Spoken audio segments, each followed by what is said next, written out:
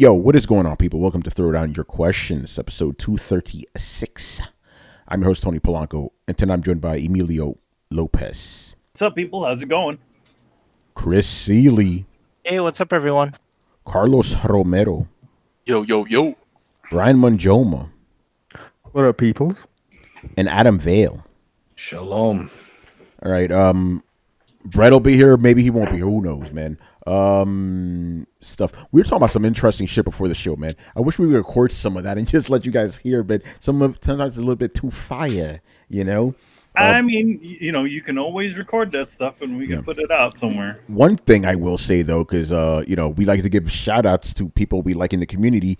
Shout out to OBJ the Don, man. We were watching his latest video. Dude was cracking us up, man. What was he talking about? He was talking about a bunch of different things, but there was this specific 2-minute section I posted in our Twitter. I don't know if you saw it, where he was talking about Death Stranding, and he was like, "Yo, they got a fucking baby. He riding around the bike." It was hilarious, man. Like I said, I've been trying to get him on Throwdown for like 2 years, but he works, when we record, so it's a little bit hard. But man, you remember during last E3, you and I were working in the hotel room. We had his video on the back when he was cracking us up. Oh yeah, definitely, man. That was a lot of I forgot which one it was for, but I know I don't know, because he wasn't doing a lot of reaction. He was just doing like a posthumous reaction, and we were actually watching him live. And I remember I typed something. He's like, "Hey Tony, what's up?" But he was just like cracking us up. But he was talking about Microsoft, I think. Oh man, funny stuff. All right, let me bring up my notes here. By the way, we didn't get a lot of questions. Also, I do want to apologize to the fans because I fucked up, people. This was supposed to be our pre-E3 question show, right? Which we usually do every year. Whoa. This is very controversial, But I fucking forgot that the hype for E3 is like non-existent, basically. And there's going to be a little bit... Are you saying that because you ain't going, son? Yeah. Well, think about it like this, right? This would be the week I'd be preparing for E3, right? So it would be constantly on my mind, and I'd be thinking about Throwdown and everything. Like today, we're like, oh shit, we're gonna have to switch things around for Throwdown a little bit. Since I'm gonna be here, we're gonna just keep the gravy train rolling as normal. I'm really surprised by that. I see a lot of hype for this. This is it. None at all. This is the empty the goodie bags because the next gen is here. Well, that's why their hype is like not there, because there's nothing to show, because next gen is next year. People are waiting for that E3, not this one. But we're seeing a lot of good stuff coming. I don't know.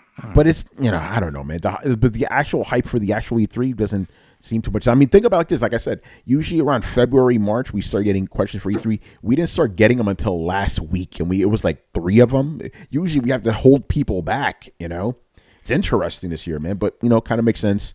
I'm just being real. Sony ain't there, And by the way, some of those questions were like favorite E3 moments in the past. Yeah, they weren't even asking us about current E3. Exactly, bro. Like, yo, what'd you like about E3? What's the most hype moment? What's the most controversial moment? It's like, no one's asking us about current shit. We had 2 questions this week about E3. But if you guys are in the chat right now, we obviously encourage you to ask us if you have any. But yeah, we're going to just keep the gravy train rolling. Usually the Sunday before E3 starts, we don't have a Throwdown Questions. This year we will, because why the fuck not? Why the fuck not? I mean, I guess we can talk about this later off the air, but like, what are the plans? Are you going to be hosting? Right, are you going to be hosting live things? Are you going to do a Microsoft event? Oh yeah, Microsoft is definitely getting done live. And that's literally it, because what other conference is there? Nobody gives a fuck up the PC conference. Let's just be real. Man, EA Play, man. That shit was hot fire last year. Well, EA Play is so hot fire last year. They're canceling it. There's no EA Play at all. No, there is. Says EA Plays is happening. It's just not. No conference though. No conference for us to stream. Here's the thing. It's happening. It's just not. They're not doing the other part of it. Yeah. We'll probably do everything. Mike, I know Ubisoft is doing something. So. Yeah, Ubisoft does something. Square Enix supposedly has something. Yeah, they got something. Bethesda, probably, maybe? Yeah. Yeah. I mean, we'll see. We'll cover all that shit. You already know, man. So, yeah, let's get to some questions. A little bit light on questions this week, but, what are you going to do? Mm-hmm. Actually, speaking about E3, let's go for these E3 questions. Provided to us by Mr. Black Metal Gamer. Black Metal Gamer, if you look at, pictures of him, he looks like Anton LaVey, the guy who created the Church of Satan. I asked him about that, and he said that's not him. Yeah, like he looks like a bigger version of him, not fat, like bigger, like Anton LaVey could fuck you up, that's what Black Metal Gamer looks like. What's going on? So in other words, he looks like he plays black metal. Yes, and the funny thing is, all his pictures are like black and white, like black metal stuff. You know how like not like gray, not like black and white like a regular picture with gray tones, like just black and white. Like a black metal album. It's hilarious. What's going on, Glorious War? If you got questions, brother, ask them specifically about E3. But you could ask whatever you want as long as it's gaming related. Got this guy coming here asking us Avengers questions and shit. What's an Avengers? We don't know. I don't know what those are. Avengers is that game from Square Enix, isn't it? Yes. Dun, dun, dun. That's going to be at E3. They announced that that's they were one going of to the show that. things. Yeah, that's going to be hype. And, Final Fantasy VII, they got a couple things. Anyway, let's get to it. First question. Do you think Death Stranding will be Sony's highest selling exclusive? If so, do you feel Keighley and the Game Awards may help push it even more for hype and sales? And what are your sales predictions? Dude, we don't traffic in this type of stuff. No. Wait, hold on. Did he say that Death Stranding is a Sony exclusive? Yes. If Death Stranding is a Sony exclusive, then Forza and Gears and Halo are Microsoft exclusives by the same rules, because they both come out on PC. So how is that possible? Well, we don't know if Death Stranding's coming to PC. Right now, it seems like it's timed. But Brian's referring to he noticed the fact that it didn't say only on PlayStation. Yep. So that's what Brian's referring, in case people come in there. What the fuck is he talking about? It's like, chill. But anyway, just take it at that. Listen, dude, we don't know. Who the fuck knows how much this shit's gonna sell? And on Throwdown, we don't like speculation like that unless it's based on facts. We have no facts to back any of this shit up. So who the fuck knows? Also, I do want to say I don't think I could be wrong about this. I don't think the Game Awards have any influence on game sales. Correct me if I'm wrong, but I don't think so. That thing's only seen by the hardest of the hardcore people. No, regular people don't know about the Game Awards. They don't give a fuck about it. They don't care. They like what they like, and that's it. That's it. All we know is Jeff Keighley's in love with Kojima. Yeah, that's it. Yeah. So, and that's the thing. I think this game will sell, but I don't think it's for everybody. So I don't see it. I don't see it breaking major records. Yeah, it's going to sell a lot, obviously, because let's just be real. People are very curious about it, but it's not going to be Call of Duty or GTA. It's not going to be like that, I don't think it's even going to be Spider-Man or God of War. No way. I think it's going to be, I don't think it's going to do like Metal Gear numbers. Or Uncharted.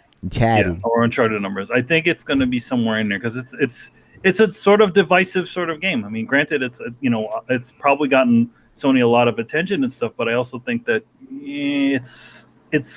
there may be people that may not want that because you also got to understand it's like there are Kojima fans and then there's Metal Gear fans. Yes, and not all Metal Gear fans are too keen on Death Stranding. Yeah, like God of War, I think it sold 10 million. So did Horizon Zero Dawn. This shit ain't selling no 10 million. That ain't happening. I'll predict that it ain't gonna sell 10 million.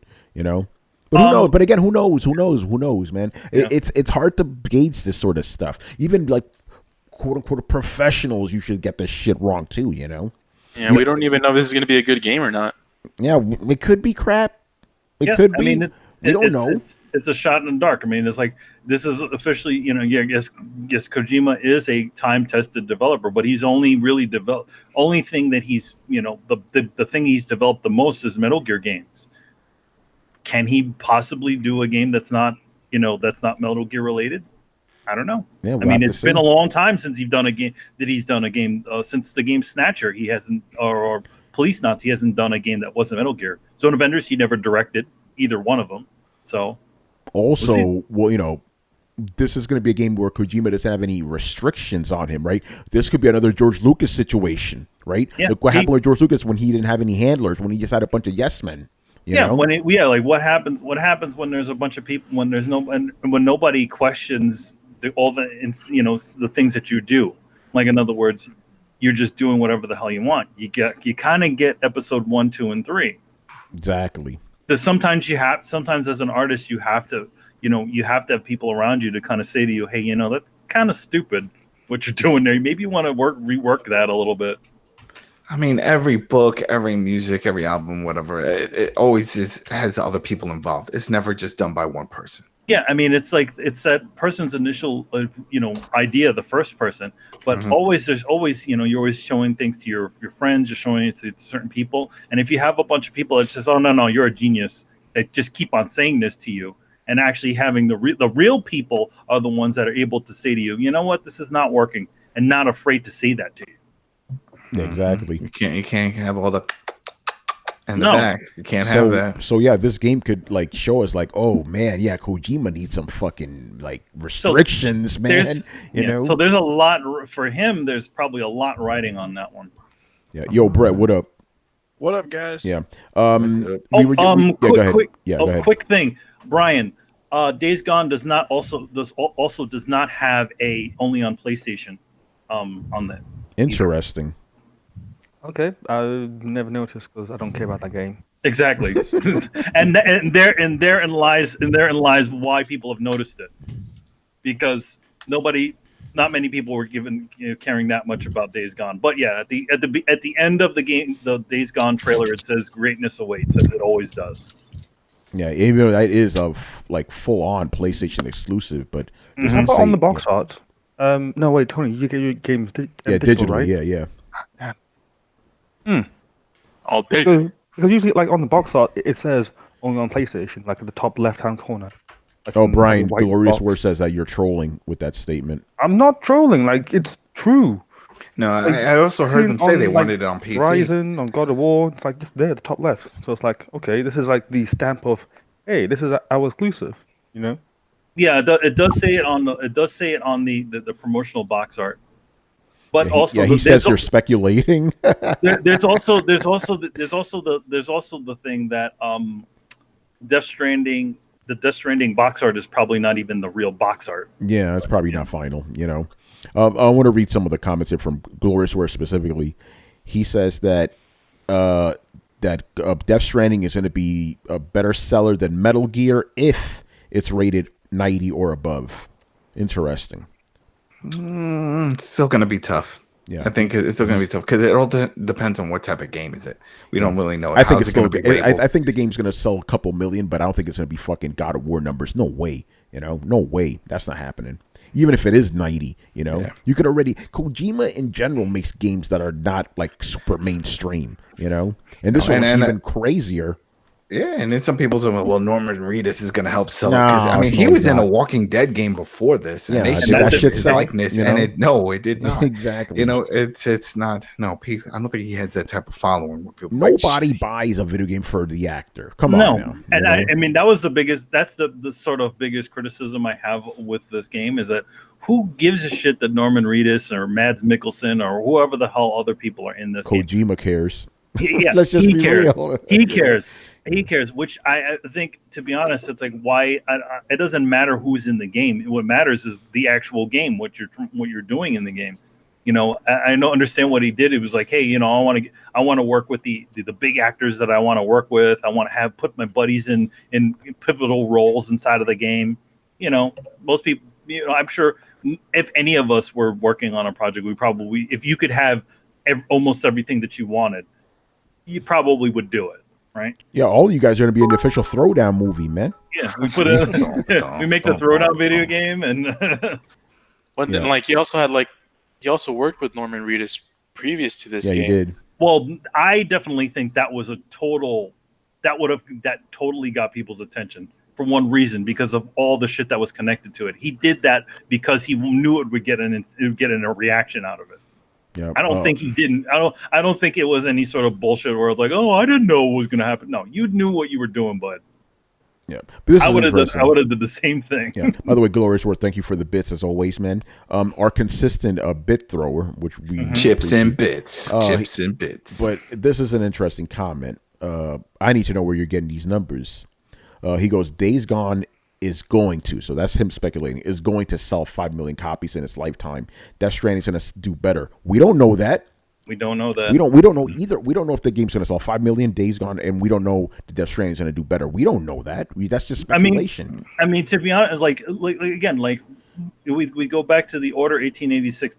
Everybody seeing that game thought that thing was going to be going to do like insane gangbusters, right? I mean, granted, it did do well, but at the same time, it like the whole reaction to it, everybody complaining about the length and a bunch of other things about it, it didn't do as great as it could have, or as they were projecting it might do. I think it did. That one did sell 5 million, believe it or not. I could be wrong, but I know it sold billions. Like, yeah, just off of the hype.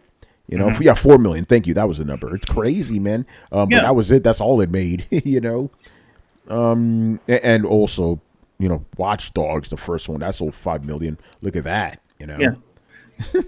All right, man. Yeah, go ahead. Go ahead. So, but I mean, again, we don't know how much it's going to do. As much, you know, I would, you know, as a person who likes Kojima stuff, I would like to see it do well. But at the same time, I'm not going to fool myself into thinking it's going to be the greatest game on the planet. Yeah. All right, man. Next question. Do you think?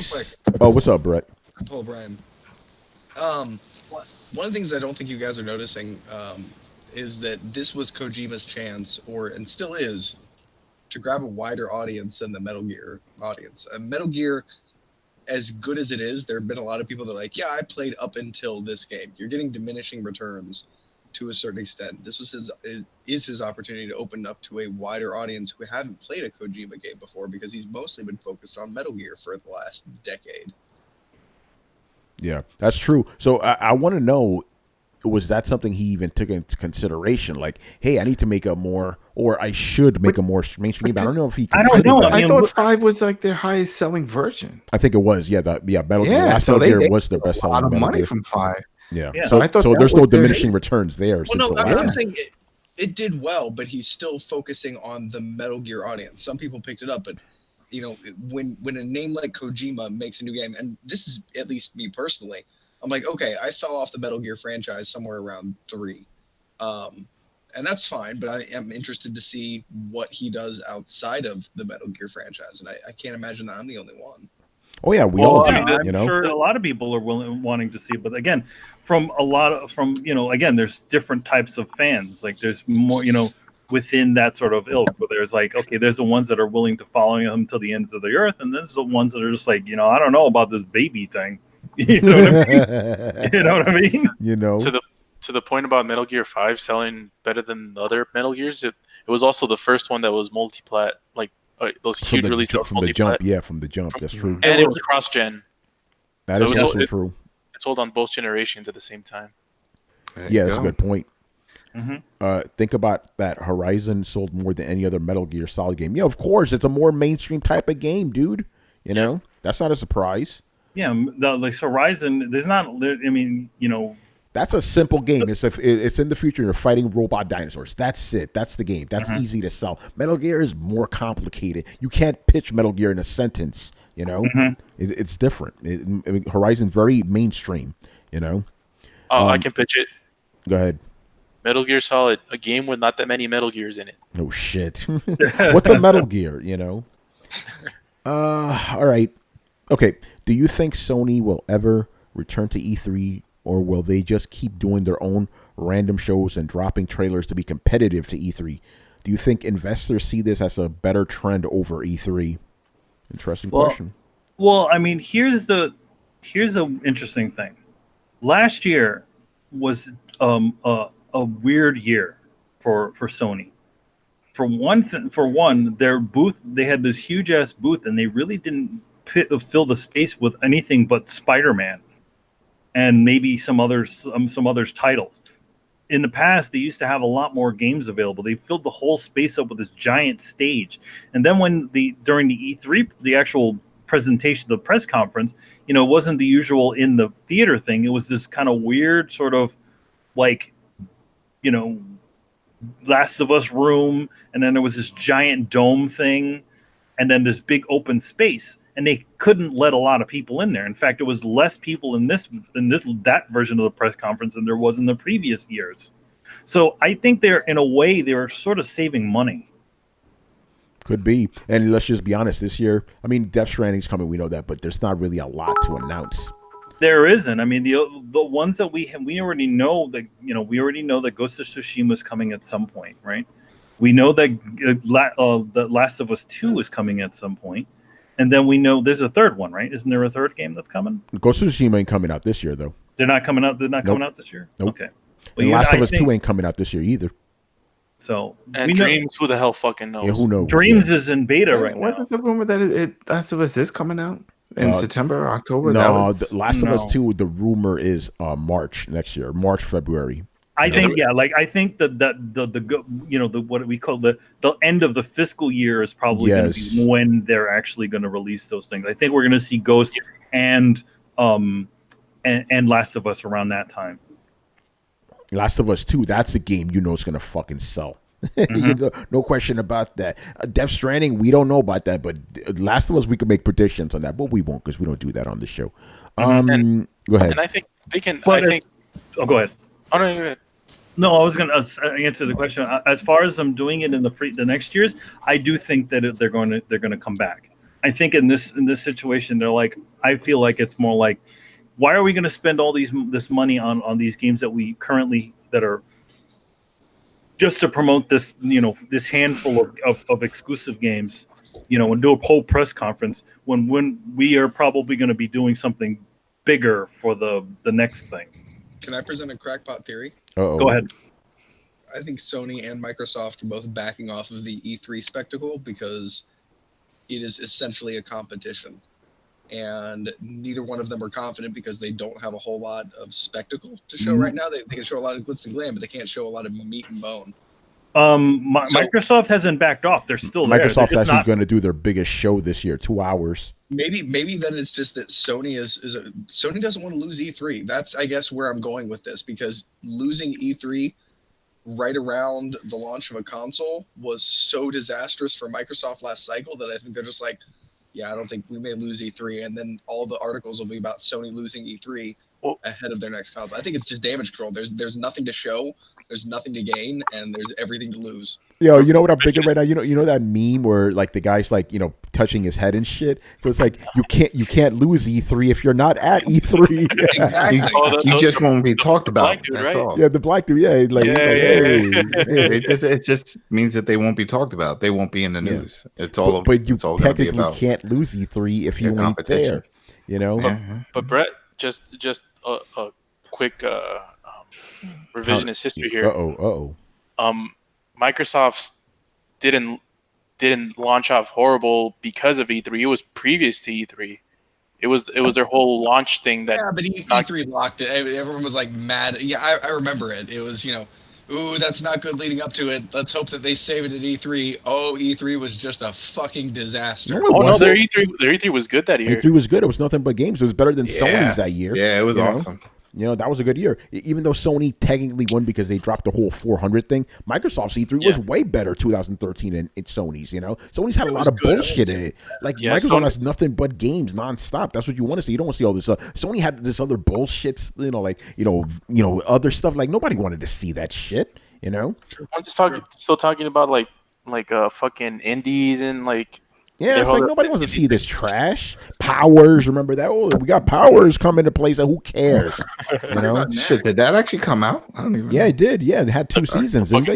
They had 2 seasons. It was exclusive to the Sony's thing.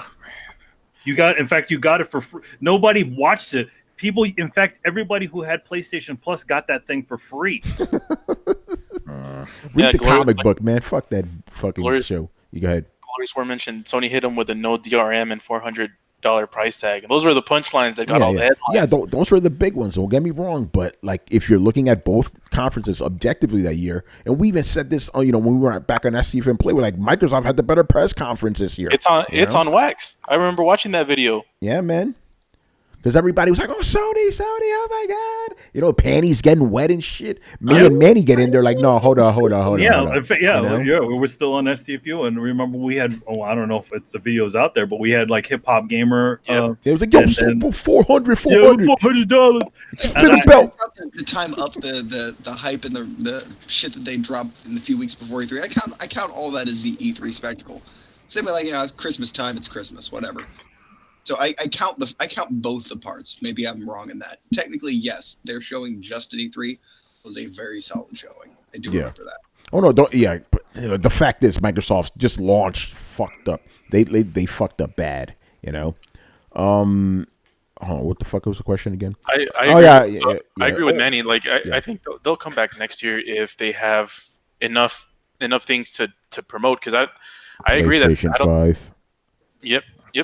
Then launch the new console. Because I don't think what else do they have to show? We haven't heard anything other than Death Stranding. They got nothing. Well, that's why they're not showing up. That's what I'm saying. It's exactly like Tony said. Can't lose E3 if you don't go to E3. Yep.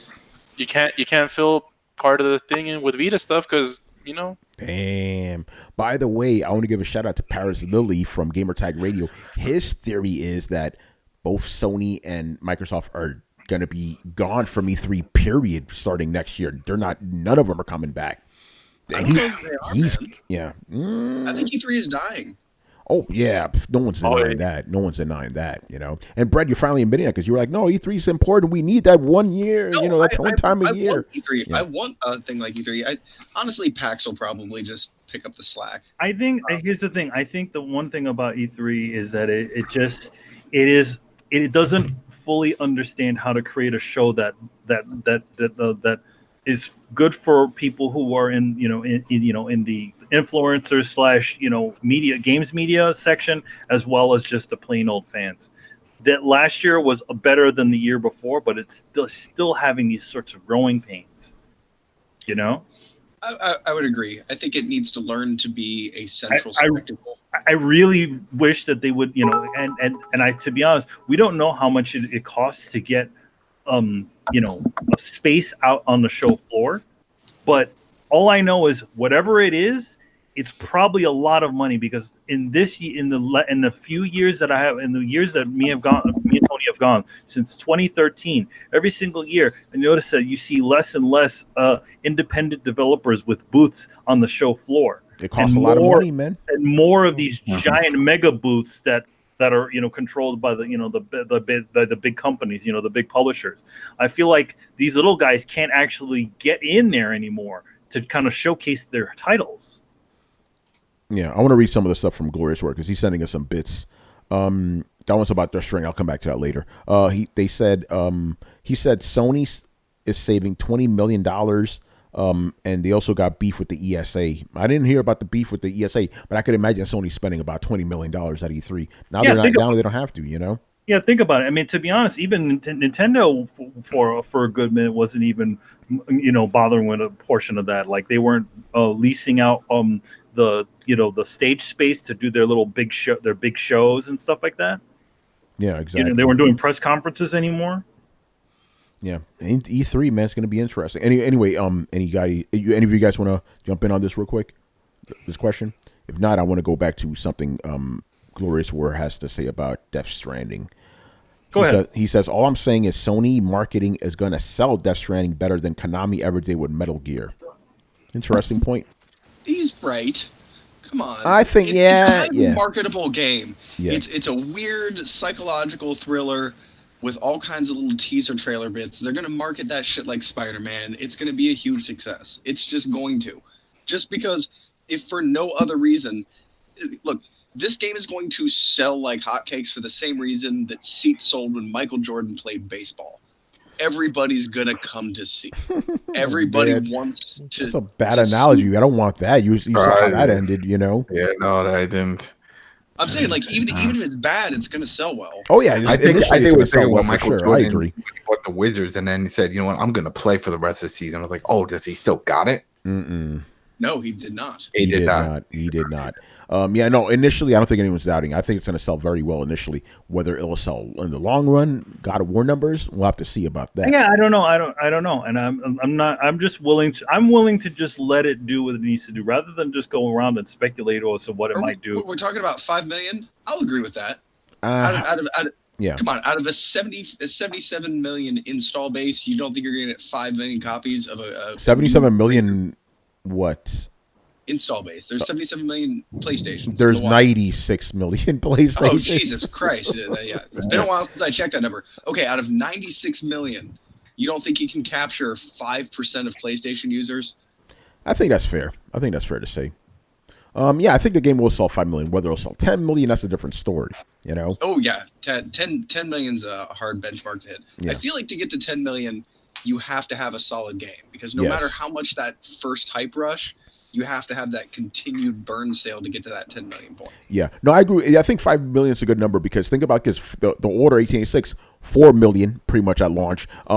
Watch Dogs, Brett, your favorite game of all time, 5 million. You know, but longevity wasn't there. But I think you're right about that. If the game is like really, really good, it'll get there. You know, if it's God of War good, it'll get there. But initially, yeah, it's gonna make money. You know, can we use I'm curious. Does anybody know how much Red Dead sold off the top of their heads?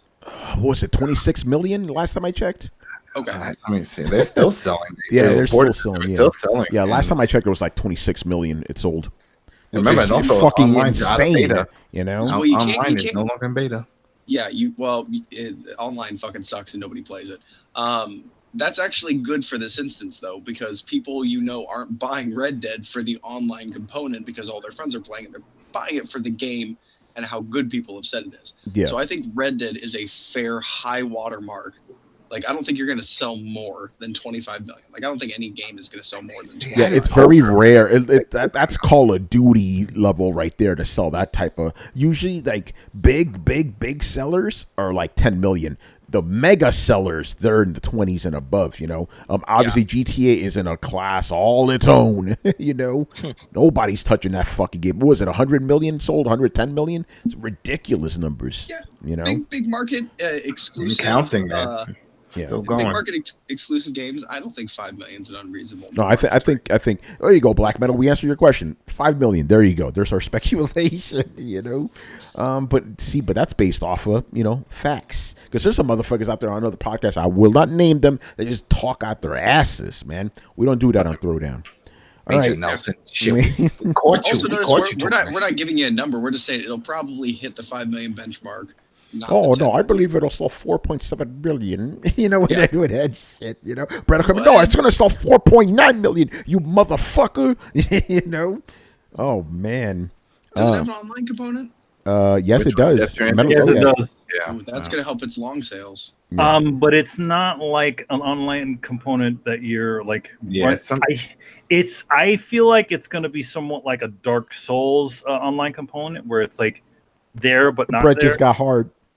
No, but I'm saying, like, in other words, Dark like Souls. Yeah, like in other words, it's there, but it's not there. You know what I mean? Like it's like a passive online. Dude, that's good. That's the thing about that is there's. But I don't think there's going to be like player versus player stuff like that, or like no.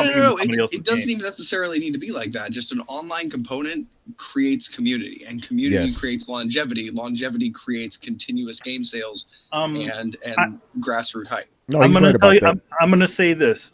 Gravity Rush had an online component inside of it too.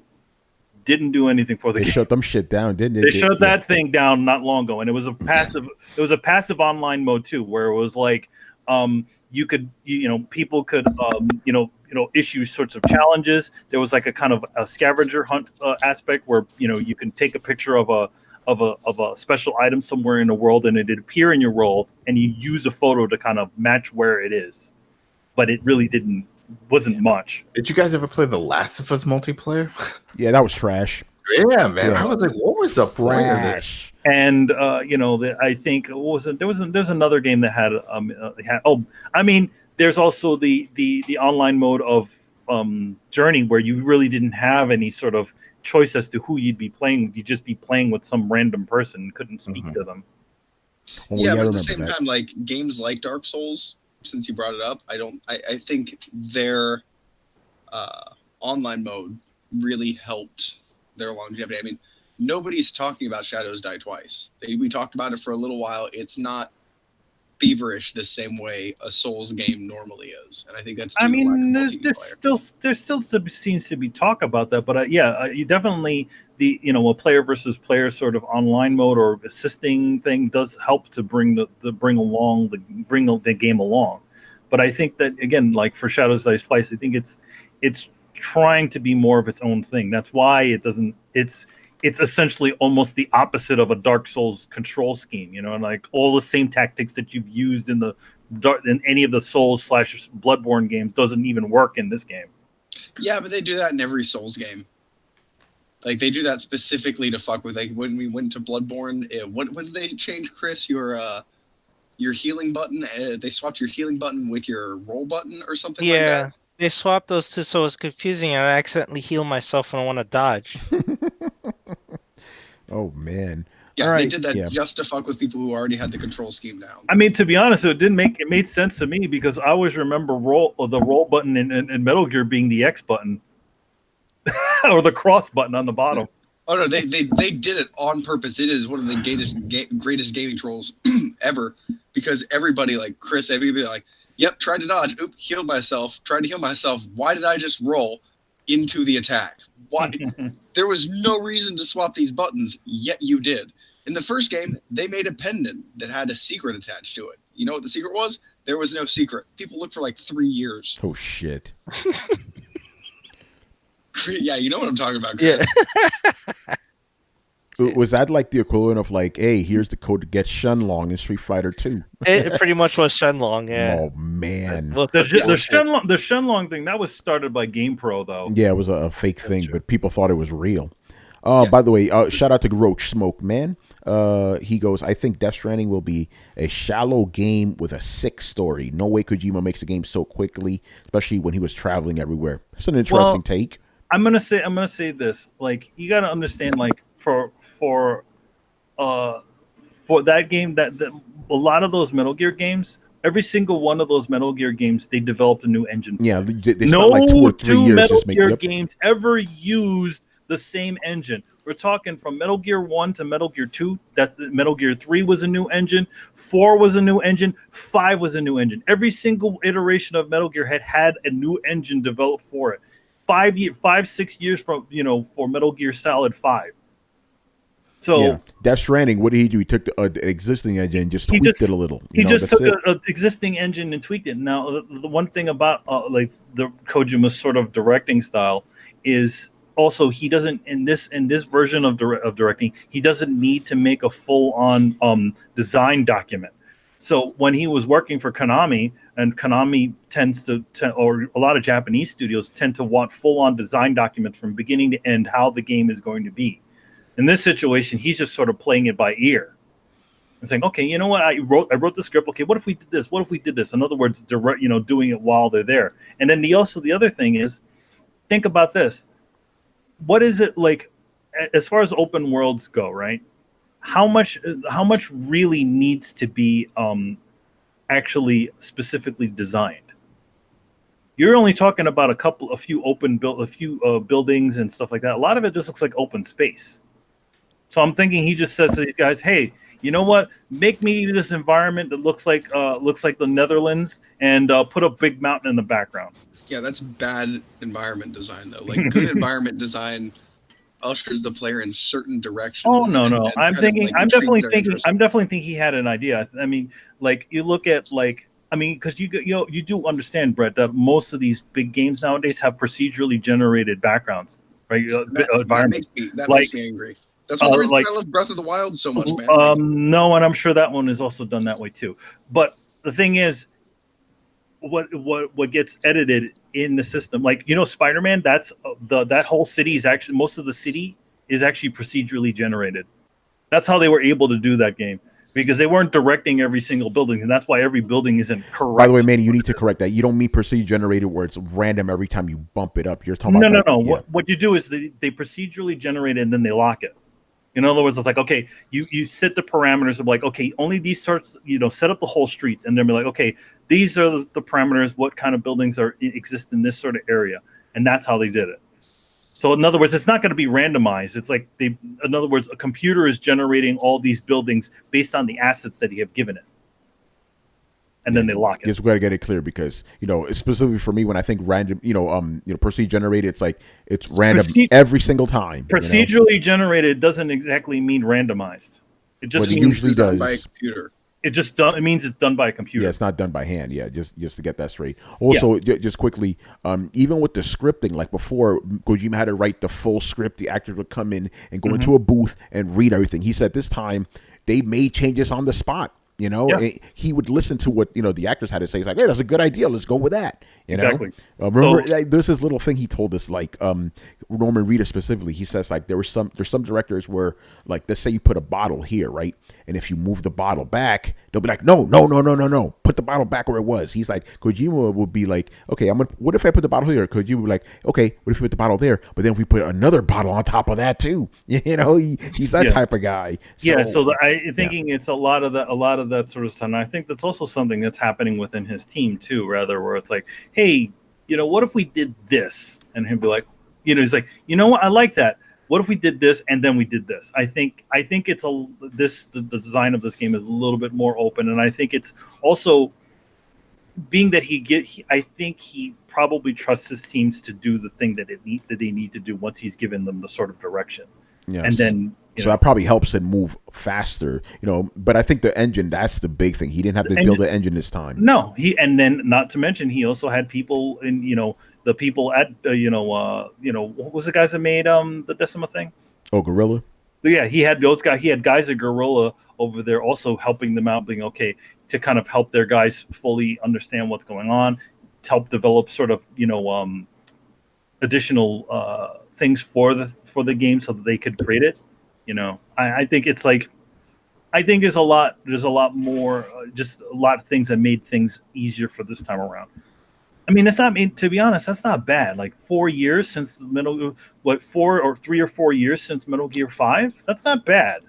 Yeah, it's not bad at all. By the way, I'm seeing a lot of love for the Last of Us multiplayer in the chat room. I'm surprised, but then again, I never played it. I know Riku swears by that thing. Yeah, no, there's like a lot of guys that I follow on Twitter that still play to this day, and I don't understand why, because it's pretty fucking bad. But to each his own, man. To each his own. Are they playing the PS3 version? Because that one's broken as fuck right now. Yeah, no, they're probably playing PS4 version. Hey, listen, man. To each his own. If you like it, that's cool. Don't listen to me.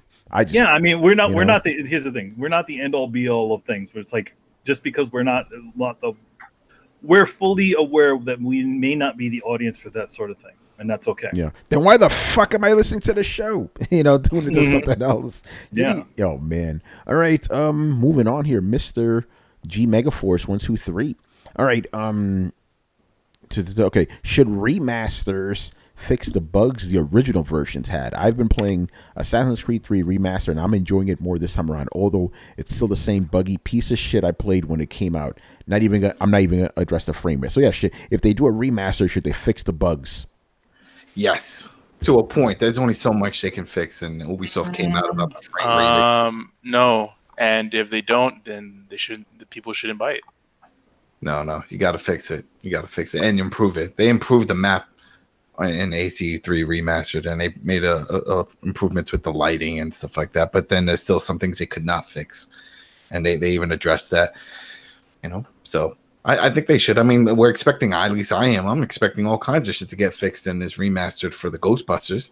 So I don't think there's going to be a lot of things fixed in that Ghostbusters game. I'm gonna say, unless it's something like really game-breakingly egregious, leave that shit alone, man. Leave it as original as possible, I mean, to be honest, like remasters, all really remasters are just like, shinier textures. To be honest, so like so it looks good for modern audiences. But to be honest, a lot of time those games are just as buggy and kooky as the way they used to be. In fact, and in the situation of Assassin's Creed Liberation, a PSP game, that game is causing all the consoles to go stupid. That game's got all kinds of frame rate problems. Those games need to be fixed up. I'm more thinking about like remastered, like older games, like because some of those bugs are fun, Like leave that shit alone, man. But yeah, for like a modern game, probably because they're fucking terrible anyway, when it comes to bugs, Like if they ever remade Fallout 3, it's like, fix that motherfucker, But then again, some of those bugs were fun for some people. So it's a little bit of a tricky balance, But I know I'm talking about for me specifically, like older games like PS2 era and before, leave that shit alone, unless it's game breaking. Yeah, I mean, I could see if like in the situation of like Shadow of the Colossus, right? Getting that game to run at 60 frames per second when that game kind of ran at like a little lower than 30, than in its original form on the PlayStation 2. I definitely think that's an improvement that it can use. But like if it's the Assassin's Creed 3, I mean, as I remember, that game ran okay on that console. So I mean, it's just expecting a 60 frame per second situation. I don't know about that on there. It's funny because like I said, I've been playing that one on the Switch and on handheld, smooth as butter. It's great. Once I dock it, holy crap, that shit has got pop-ins for NPCs. The frame rate is horrible. The audio doesn't sync. It's as if they looked at it and say, "Hey, we could only make one really good, solid version for the Switch, either handheld or docked. And which one do you prefer?" Blair, you got to remember, it's running low. It's running a lower resolution than the original game actually ran. So it's lower than a PlayStation 2 when it's in dock mode. I mean, excuse me, lower than a PlayStation 3 in dock mode. So obviously, all those things can run better. So, but let's say if you put that dock mode image onto your screen, it'll look fucking blurry as hell. But that's like, I feel like that's the case for all of them, except for first-party games. I mean, for third-party games that's on the Switch, I feel like almost all of them don't look great when they're blown up. Well, yeah, because what is the Switch designed for? The Switch is not the Switch can give you, and you're running it on a 4K television, right? Yeah, of course, it's going to look even worse. Yeah, exactly. And that's why I find it funny when we saw that report that Nintendo released saying that the majority of when they did their survey, majority of their Switch owners played docked. I'm like, that's bullshit. Because the way these games are marketed, that's why we're seeing all these remasters stuff. They're like, who's going to buy this? Well, people that want to play that on the go are going to buy it. You know, that's the selling point. And this is proof of it. The fact that it runs better in handheld as opposed to docked. They know it. Again, we're also talking about an older game. It should, to be honest, it should run decent, at least as good as the PC. It should at least run as good as an Xbox 360 or PlayStation 3. Yeah, Doc, that's what I'm saying. I was like, I'm not expecting it to look pretty, but shit, I'm telling you, I'll film some. You'll see people walking across and then they just disappear. Then PCs just disappear. I mean, they're all like those. Yeah, it's an open world game. It's got a lot of. A lot against it. Yo, man, Chris, I can't imagine how bad the forests. I haven't even gotten that point. I'll let you know. I'll let you know tomorrow. I'm still in town. Chris, what's your take on remasters and bugs? I'd say it's reasonable. Like if there was game breaking stuff to not carry that over, but for the most part, like I like to see little Easter eggs carry over into the new game, but some of them were bugs that they leave in for, because they're funny, right? So don't fix that. Like if there was something charming you played originally and you remastered it, and then you're like, now we need to clean this all up, then some of the fun is gone.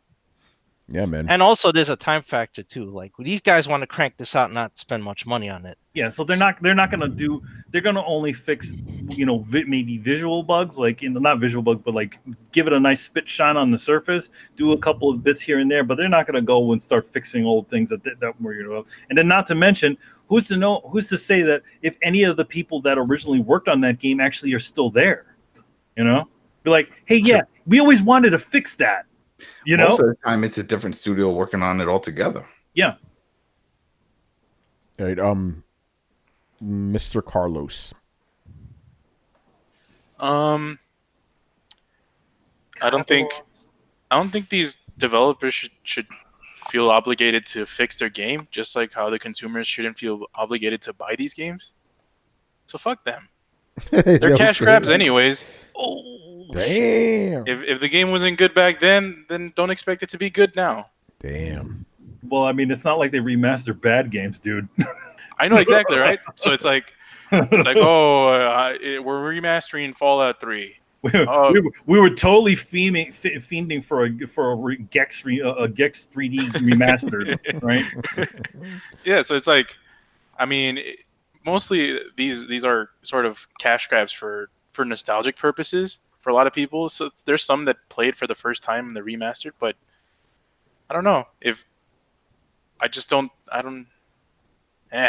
like remasters. I just this generation was horrible in the first part due to remasters. It's going to be just as bad. Huh? I don't see an improvement for the next generation. Adam, they gotta have some. Gotta have some.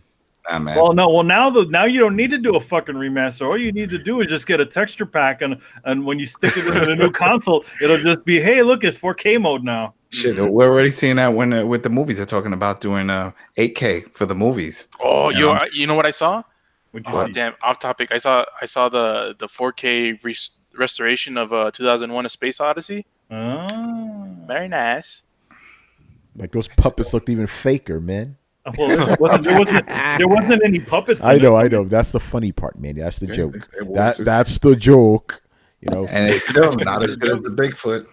No. The joke is that everybody in that movie was actually a puppet, and you don't notice until you see it in 8K. Yes, there you go.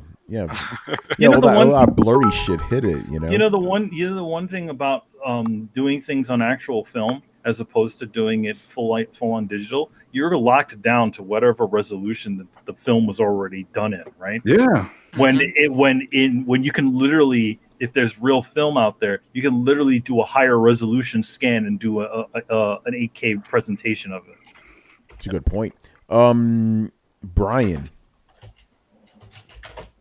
I'm gonna go for no.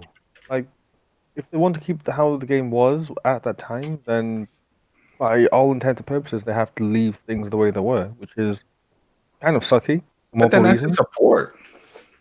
Oh, you know what? That's No, a good but point by I'm not- Brian. Then they the whole point of the remaster is make it with revised visuals, not revised logic inside. Because if it was revised logic, then it'd be a remake because they are Yeah, literally that's a good point. making Still the something new, remaster not for just taking the old one and making it look pretty. Well, the Metro games, remember when they did the Redux and they changed the mechanics completely? Yeah, Yeah, and they called That's it a Redux. remake then. That's a It's called the remake. Redux. Yeah, it's called That's Redux for a reason. It was a remaster, but they just named it Redux, but it's still a remaster of the original. No, but that's a remake, dude. That's a Yeah, different they thing. updated the engine and all sorts. Like they literally changed how the game works. Like the Redux of Metro 2033 is not the same as Redux. It plays then- differently. So then this AC3 then is a Redux because they changed the maps and they changed a lot of the mechanics. Oh, if they did, then they did. Again, I haven't played the game, so I have no idea. Yeah, that's kind of weird. It's like if you're gonna do a remake, you know, then I could justify changing out fixing the bugs, But if it's a remaster, what's a remaster? It's just the same game with a different skin that runs on modern consoles, Brett, what's your take, man? What did everybody vote no? No, we have different answers actually. I'm gonna say yeah, fix the bugs for the most part. I think you can identify the ones that have become Easter eggs pretty easily. The fan favorite things. There are some obscure things like, if you hack at this wall long enough, you'll clip through. I'm kind of impartial to those, but for the most part, bugs are not fun. Sometimes they are. Sometimes they're charming. Sometimes you can overlook them. I think that's the most common thing is, I'm having fun. Like, okay, that person just glitched out and two-stepped their way down that alleyway instead of walking like a normal human being, but that's cool. Fixing that, I don't think is going to break my nostalgia or my immersion. So I think it should really come down to, is it annoying or is it fun? Which can always be answered by the question, is it a bug or is it a feature? If you don't know, then leave it. Well, I mean, here's a good example of one bug that never gets fixed, right? Sonic 1. Do you realize that game has a bug that's been there all the while, but nobody's ever said anything about it? This was a perfect opportunity to mention Fallout 76, by the way, but I digress. So Sonic 1, right? The bug is that the press start on the main screen does not appear. It's actually supposed to be there, and in fact, people have found the press start to play thing behind everything. So it was not done properly because there's some sort of memory bug that happened in the beginning of it. So the game starts with a bug, and they've never fixed that in every single iteration of it. Yeah, see, I wouldn't want them to change it. Leave that shit in, Again, though, that's a non-annoying thing. But Yeah. if it was your project, Tony, Yeah. and that's something that annoyed you, they're like, fuck, we screwed this up. It's, Wouldn't you want to fix it? No, it wouldn't matter what I want. If the fans want it the way, I have to kind of, because the thing is, let's just say for the sake of argument, I made a game that became like a big hit like 20 years ago, right? I don't think it's my right to change it. It's out of my hands at that point. It belongs to the people. So I would just, if they demand it, then I would change it. But I would listen more to them. Demanding. If no one's demanding, if it's then just I would leave it alone. Knows about it. I would leave it alone because I know people would come at me and be like, "Hey, what the fuck? You changed it." No, man, it's just quality of life changes. Like, oh, there's a bug there, and if you collect a certain sword and then go talk to the shopkeeper, it bugs out this quest and you can't finish this. Yeah, no. Oh, yeah. Fix that shit. Those sorts of things, I would say fix fix those that things. for sure. Fix that. Like I mean, anything that disrupts your game, fix that shit. But if we're talking about like the little charming stuff and the stuff that doesn't matter, of course you leave that. Like, that's what I'm saying. I leave that stuff alone. Yeah, well, that's the fun stuff. Those have gone from bugs to Easter eggs at this point. Yeah, pretty much. So I would, as a creator, I wouldn't feel it's my right to change it, even if I did create it. But then again, I'm telling myself, like, I don't want them to change it. But yeah, anything that breaks the game, fix that shit, and you're lazy if you don't. But then again, maybe you're not lazy because, like you said, there's monetary reasons, people forget about that. That's ultimately the deciding factor in a lot of these. How much money do they have to throw around, All right, what the fuck are we? Okay, next question. What character stereotype / archetype do you dislike the most? He goes, whatever you guys want to call it, I don't know, but I hate the obligatory Bruce Lee character that is in every fighting game series. Bruce Lee himself, I'm sure, was a pretty cool guy, no disrespect to him, but the way games do it is lazy. They copy literally every movement and sound effect from him, so all these characters end up looking and sounding exactly the same. I can't think of any other real fighter or celebrity that is mimicked so closely, so at least more vague archetypes like wrestler or something have more variety to them than the Bruce Lee clones do. Interesting. So yeah, what character or stereotype do you hate in games?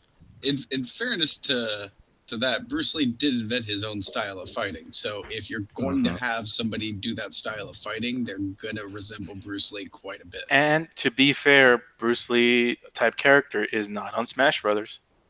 Just saying. Yet. Well, if they keep throwing in characters from other game series, they could easily just throw Law from Tekken.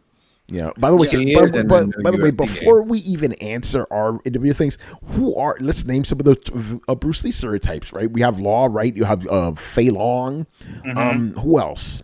There's a character from Fatal Fury that's also a Bruce Lee story. The character from Kung Fu. Wait, you want to hear something fun about that one, right? That's actually a Jackie Chan game. Fake news. Nope, yeah. That game with Kung Fu was actually a reconfigured Jackie Chan game. It was like a police story game or whatever, and when they brought it here, they redid it. They changed the character. That would be awesome. By the way, if he had a little police story outfit, that would be great. By the way, these characters aren't Bruce Lee stereotypes, but they are Jeet Kune Do fighters. Sarah and Jackie from Virtua Fighter. That's Jeet Kune Do. Also, Bruce Lee is himself in the UFC games. Yeah, and both from 2 and 3. Yeah. So it's not a fighting game, but Pokemon has a character named Hitmonlee. That's true. And Hitmonchan, which is Jackie Chan. Jackie Chan, yeah. It ain't a video game, but my man Rock Lee. Rock Lee, man. Oh. He's in the video game. Yeah, hey, that's true. Yes. There you go. True. So yeah, I'm just saying that I like the Bruce Lee trade because Bruce Lee is the fucking man, But anyway, yeah, stereotypes we don't like. Adam, I'll start with you first. Stereotypes that we don't like. I hate it even in movies. I hate it everywhere. The super hacky guy who can fix everything and solve every fucking problem with no tools. Like, I can do this. It's like you're hacking into alien technology you've never even touched before. I hate that. I hate seeing it. That's what I hated about with the Watch Dogs 2. Fucking annoying. By the way, Maxie from Soul Calibur, that's another one, with the nunchucks and shit. That's a Bruce Lee kind of stereotype, or archetype, I should say. Brett, what's a stereotype archetype you hate? Pretty much every Final Fantasy protagonist from 8 on. Just the broody, mopey, like emo-y, too cool for this video game kind of character. I'm looking at you, Devil May Cry. Damn. Yeah, most of them have them, except 13. I don't remember seeing one in 13 like that. What's no, his face? Hope was that guy, that little kid. He Oh, was like okay. So we're not talking protagonist for Final Fantasy games. No, he just means character. Period. Ah, okay, Yeah. gotcha. It's that mopey, whiny, like, Jesus Christ, man, just fucking suck it up. You've got a giant sword and magic. You're fighting a demon. There's more important things to worry about than whatever sad past you have, which isn't really all that sad. You just, nobody liked you at the castle or some stupid bullshit. You always had to hang out on a beautiful terrace covered in burns by yourself. Covered in burns. Shit. Oh, I'm covered in shit. I want to kill myself. Brian. This one's actually going to be quite different from most people's answers. The sassy black lady with an afro. Can we just stop doing that? Like, it's getting way too predictable. You didn't like the one in Wolfenstein? What about in robot form? No, it's just sassy black ladies with afros. It's like, is that all you know about black ladies? Like, they're sassy and they have afros? Like, That's what they know. Foxy Brown. Come on now. That's Are it. these What Japanese? about Japanese people? Like, every black guy's a boxer. It's like, no, stop that. Every black guy's a boxer. You know what I mean, Tony. You say Street Fighter. Every black guy's a Street boxer. Fighter has two of them. What about the wise no, there's a lot elderly of them. black person in movies? Well, we're talking about games right now, you know. I'm just curious why we're on the subject. Tony, there's like VJ, the guy with the rose, the English black guy. Yeah, there's three of them then, you know. And then there's the other guy, like the Mike Tyson guy. Mike the fuck? Tyson. Yeah. And they're all boxers. How weird is that, Tony? Come on. Yeah. No, I'm not disagreeing with you. I just think it's funny, you know.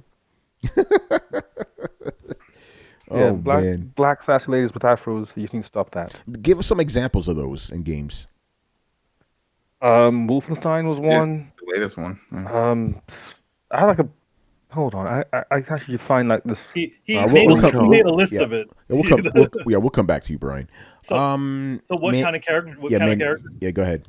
What was the full question? A little bit of the question again? I told you. What's one character stereotypes / archetype you don't like in video games? Oh, you know, I kind of agree with Brett on that one where it was like that kind of like I'm cooler than you, you know, like American-ish character. But the one thing about that is that type of character only exists in Japanese games. It does. Yes. He's absolutely right. He's only that character.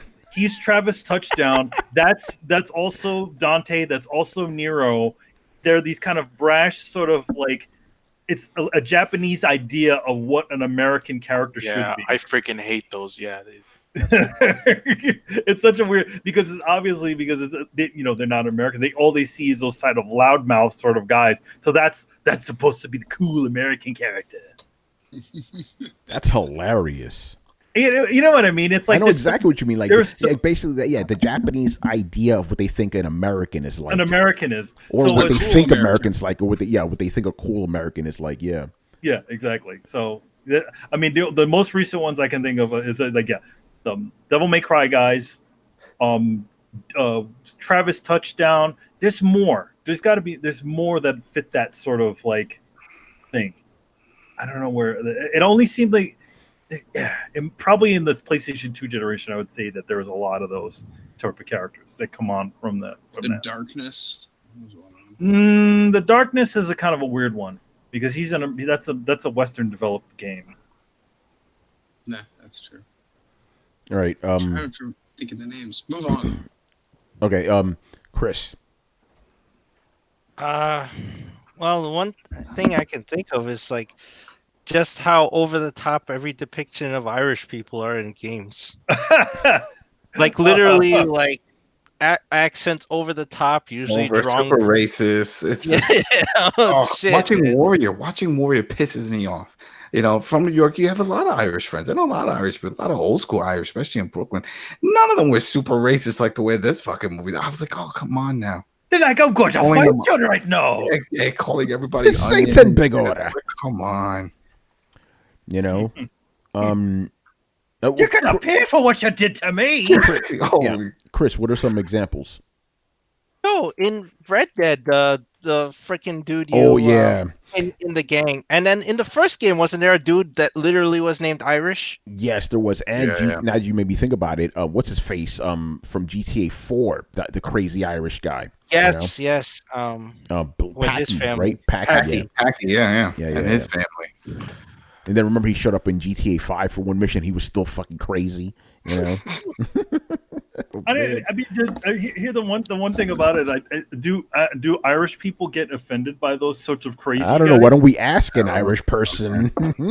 If only we had one on the show. Yeah. I mean, look. This is overblown. At least 70% of us aren't absolutely batshit drunk and insane. I mean, there's a good portion of us that aren't like that. But yes. I have known lots of Irish folk to be a little rowdy. That part is true, and that part is the only part that is true. I like Irish people. They're fucking crazy. I'm sorry, but every guy, even Brett, he's fucking nuts too, man. You ever talk to this guy? You know? Oh, It's man. By the way, Brett, I was thinking about this the other day, completely off topic. Like, I was thinking about, like, even though I know you hated New York and all that, like, you fit so well into this city. Just your whole look, you know? Like you look like a fucking artist. We have a ton of them around here, you know? And you also look Irish as hell, too. So it's like, it all fits, you know? Like, if you could... Yeah, I look like one of the kind of Irish. There's two kinds of Irish. I look like one. Yeah, but here's the funny thing. Like, you fit well in 2019 and also in 1969. Like, it's very strange because you dress like an old man, you know? I do. I do. It's, No, you could seriously just drop me in the 50s and I'd pretty much be fine. yeah, like you know those old pictures and shit with, like, old Irish guys working and shit? Throw Brett in there, he wouldn't even look out of place. Well, actually, he would need a bowler. Yeah, well, he you know, Brett. I have a flat cap. He has a flat cap. That's why. Okay, yeah, So if I'm you're thinking wearing, about if you're wearing hat. that, Yeah. suspenders. I'm telling you, I have man. suspenders. I'm I telling own all you. of this stuff. All you're telling us is that you just shop at a thrift store. No, I mean, I'm telling you, I'm a walking stereotype of Irish. But the house that we just got, I fell in love with the basement because it has wooden paneling. There's something about Irish people and wood paneling. You could set up an Irish trap by putting in a wood paneled room with a bottle of whiskey in the middle and a one-sided lock. You would just trap so many Irish. I wish at least one room in my house had a wood paneling room, because that would be the study and that would be the place where all the books are. Yeah, I'd build a replica of the Masterpiece Theater set. That would be fucking awesome. Now that I think about it. Hey man, I would love to write in a room like that. Just a whole full books and shit. Oh man, that would be cool. You know, Masterpiece Theater. You know, little fireplace. What the fuck? Carlos, I think it's your turn. I don't like the sort of the typical white protagonist guy. They all look the same. Yeah. They all look the same. Like white people don't all look the same. It's like we don't look like not all of us look like fucking Nathan Drake or fucking that guy from Gears of War 4, the protagonist from that, or the Wolfenstein guy, or fucking who else? Fucking the Assassin's Creed Odyssey guy. Like, they all look the freaking same. Like, can't you just make more diversity within white people? There was the Witcher 3 guy, or the Witcher, all the Witchers guys. Yo, man, all y'all honkies look the same. There's an interview. Solid Snake. There's an interview with Cliff Bleszinski who said just that, what you just said, which is why he made Marcus Phoenix look the way he did. And notice I didn't mention any other Gears of War, but I did mention Gears of War 4. Gears of War 4. Joel from fucking Last of Us. Yeah, they all look the same. He follows the bearded guy of stereotype. The bearded white dude. The bearded white dude stereotype, which is like 90% of games. I remember when it was always the shaved-headed white guy with the stubble on his beard. But they all have the same nose, the same cheekbone structure, the same jawline. Like, they all look the same. Yeah. I don't know. By the way, I've been struggling with this question because I don't really have a problem with any archetype stereotypes. I kind of like them, you know. You know what I'm saying? It's like, hey, it's that type of character. It's that type of character. It's like, okay, they're easily identifiable. So I don't really have a problem with them, even if they on the surface could be bad. Like you have guys like Barrett, like the annoying black guy. Hey, I'm gonna kick your ass. It's funny to me. Wow. So yeah. How confused were you by Game of Thrones then? What do you mean? Because it doesn't have any of those archetypes. No, it doesn't. But Game of Thrones is not a video game. That's a different. We're talking about something different here, But in a video game, I'm not bothered by stereotypes, archetypes. They kind of fit a purpose, See, again, I'm going to go back to Dark Souls. I agree with that, which is why it's super unsettling when the characters that help you laugh maniacally when they do so. Like, so it was like, here's a healing potion to help you on your way. You're like, am I supposed to? Do I trust you now since you laughed so maniacally? Right? Yeah, I don't know, because I'm thinking about all stereotypes. Like you have all the ones you guys mentioned. The voluptuous chick, the evil wizardy dude. I like all that stuff. It's fun to me. Like I like seeing those in games, even though they could be stereotypical or played out or whatever. It's fun. There's always a clumsy one. Tony, I got one for you. What's up? The dunce trope. Example: the trainer in Monster, or your partner in Monster Hunter. I don't mind that stereotype either. That's fine. You need that kind of the giddy, stupid kind of person that somehow helps you out on your adventures, and they're always hungry too for some reason. I like that. Why are they always hungry? I don't know. Maybe there's. Again, that's another Japanese trope, though. Like hungry characters, and also really nicely rendered food. Yes. Think about it.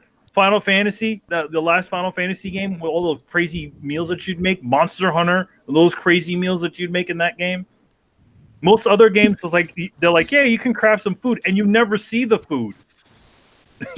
Monster Hunter food. I will never eat a meal that looks as good as that. It's like a giant. It's like a giant steak, and the cat's like cutting it in half with a big knife, and it's like a rare steak too. Yeah. Hey, Glorious Words, your question about Baldur's Gate 3, because we will answer that if that is a question you have. Baldur's Gate.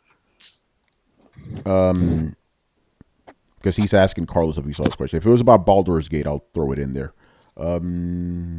Yeah, so that's my answer. I don't really have. There may be one that I don't like, but generally I don't have a problem with. Man, tell us the ones you don't like, man. No, but that's what I'm saying. If I had one, and you know me, Manny, I'm very, when it comes to things I hate, it comes out of me very easily. And this one, I'm like, I don't know. I don't have a problem with any of them. I like those stereotypes. They serve a function, and it makes me easily identify them. Like, oh, it's that type of guy. Cool. I know what I'm getting into. I feel like when it's overused, that's when it becomes stupid.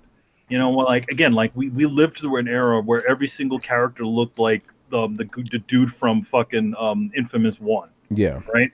Like every single protagonist, because they couldn't do fucking hair, right? They couldn't do hair, so they're like, okay, let's give him a short military cut and a bit of a stubbly beard, and then what was it? The last generation, and during the end of the PS3, PS3 generation, then it became like guy with beard, Yeah. And then the cover's just guy with beard. Question. Can we also get more than one type of black guy? Yeah. Well, again, see, that's the thing. It's like I should not like that stereotype, but I kind of do. It's like, the crazy black guy, Well, not even that. Just like the character models. Like you talk about like the white protagonist, like the black guy in video games, and I'm really afraid that this sounds racist. They all kind of look the same. They kind of, and also, just like the white dudes all look the same. Yeah, exactly. Like I agree. Well, you know what it is also, also what also could be causing this sort of genericness of main protagonist. A lot of times, and this has to do with trying to connect with a person who's playing. Sometimes they'll try to choose looks that are sort of every person can kind of sort of see themselves with. Yeah, it's true. You know what I mean? Like the guy, the solid Snake face, right? Multiple people can see themselves as that sort of character. If they grow a beard or if they put the headband on, they could be the Solid Snake. And I think a lot of times they choose those sorts of generic looks to almost be a sort of mask for a person to wear. You know what I mean? Like, I've seen enough cosplay that I would agree with that, because about 60% of cosplay, they're playing somebody they shouldn't be. Do you not realize what character you'd be out of this series? And it's not the one that you're playing as. That's why I like GTA 4, man. Nico Bellic. Nico Bellic. It looks, I like Nico. Yeah. Yeah, it's like he's a white protagonist character. Doesn't look like anybody else that's ever been a protagonist of another video game. Yeah. You know? Yeah. Yeah, he's not white. He's Eastern European. There you go. Oh, you can ask Tony. For the entire game, I thought Marcus from Detroit was playing a white guy. Yeah, he thought the black guy in Detroit was a white guy. And you're technically not half wrong. He had all the white parts. He had all the white parts. I mean, because he had the green eyes and shit. Yeah, he had, and you start scavenging within the junkyard. He had white, his white arms and shit. Yeah. So, but it's funny because Brett was like, "No, he's white," and then like 2 days later, it's like, "Oh shit, I think he is black." Yeah, no. Like Tony, I was talking. We were talking about the story, and Tony was like, what happened to your the black guy?" And I was like, "Oh man, he died," because it was like the one of the robot guys that's in your posse. And he's like, "What do you mean he died?" I'm like, "Oh yeah, he fucking died." And I keep playing. He's like, "No, the black guy." And I'm like, Yeah, the black guy. The guy he was in my posse. He died. He's like, "No, the main black guy." And I was like, "Well, I mean, he wasn't that big part of the story, but I guess he was, maybe in your game." He's like, "No, the main character, the revolutionary guy." I'm like, yeah, and I was like, there's the white girl, there's the cop, and there's the black guy. And you're like, what? He's not black? It took him like 20 minutes to convince me he's black, and I finally was like, "No, he's not." Like, it's like, he's based on this guy, and I'm like, "All right, fine." I Google him. I was like, "Oh, that guy is in fact black." Okay.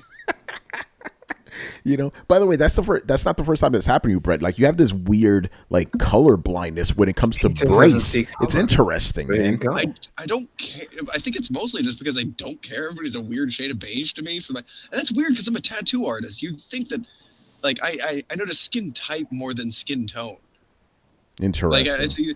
I've seen like certain types of gingers walk by. I was like, man, that motherfucker is just a massive like subdermal scar tissue and goosebumps. It's like touching a leather couch. All right, man. What the fuck are we? Okay, let's answer this Baldur's Gate question because the last three, and yes, I'm actually breaking the rules a little bit tonight. Somebody asked us 3 questions. Normally we don't allow that, but these questions are so stupid. I'm just being real right now. They're so stupid that we need to grill some dudes, man, or this dude specifically.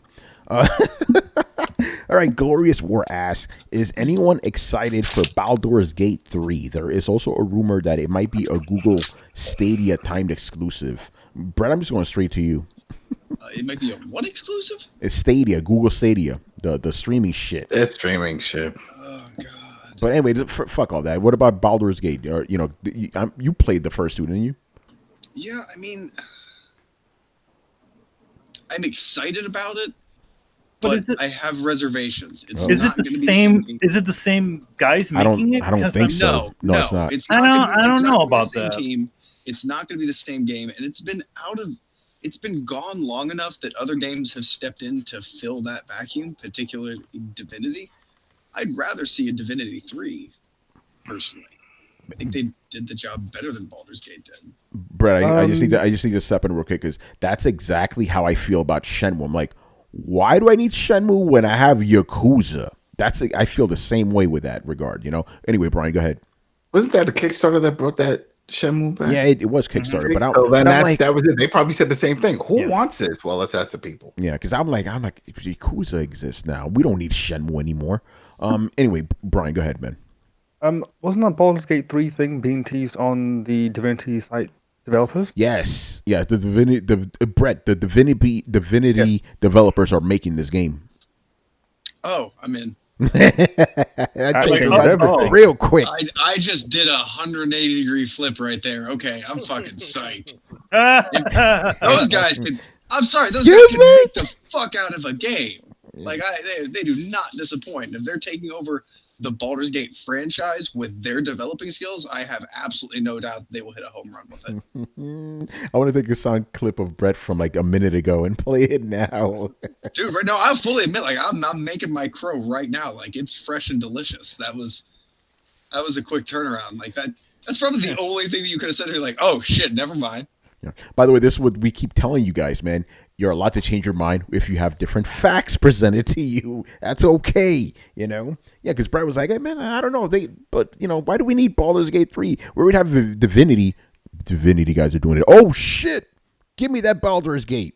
That's awesome. But I mean, will it be like, you know, that's an interesting thing. It's like, will it be like a top-down thing, or is it just going to be like, are we going to the next level where we're doing full-on Skyrim, you know? Well, no, stuff?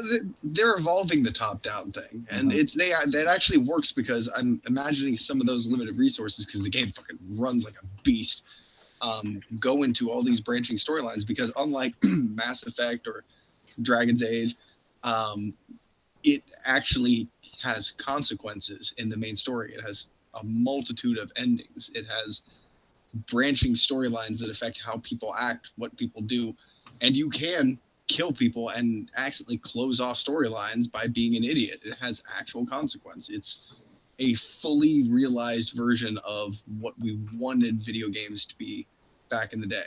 And it has beautiful graphics, but it just kind of keeps the same camera angle because it's replicating a D&D type experience. So I don't think you need to make it a Skyrim type game. Oh, okay. I mean, you know, yeah. Okay. Yeah. Anybody else, care about Baldur's Gate 3? I'm surprised. If there's, I played those on Xbox and PC back in the day. I mean, if anything, I would like to see the Brotherhood of Steel Fallout series be brought back. If they're gonna go this far back, so bringing Baldur's Gate, bring me that one. That Fallout Brotherhood of Steel game. Yeah, Manny, what were you saying? That's interesting. Yeah, I think it's interesting that they're going to bring that one over. I mean, you know, the Divinity game kind of has that sort of old school feel. So it's like, I guess who better than the guys that are kind of doing the spiritual successor to Baldur's Gate, do the, you know, the new iteration of Baldur's Gate. Yeah. Anybody else? Boldar. Yeah, I never played Baldur's Gate, so I don't know. Is it Boldar or I call it Baldur? I call it Baldur. You know. Baldur. Might be Baldur. You know. I think it's That's what I always said. Baldur's Isn't it? Yeah, like isn't that the friggin' what's his face? The Yeah, North god? I think it's a play on the spelling is different, but I think it's a play on Baldur. It's got that But to me, Baldur sounds more like epic and and like medieval and shit.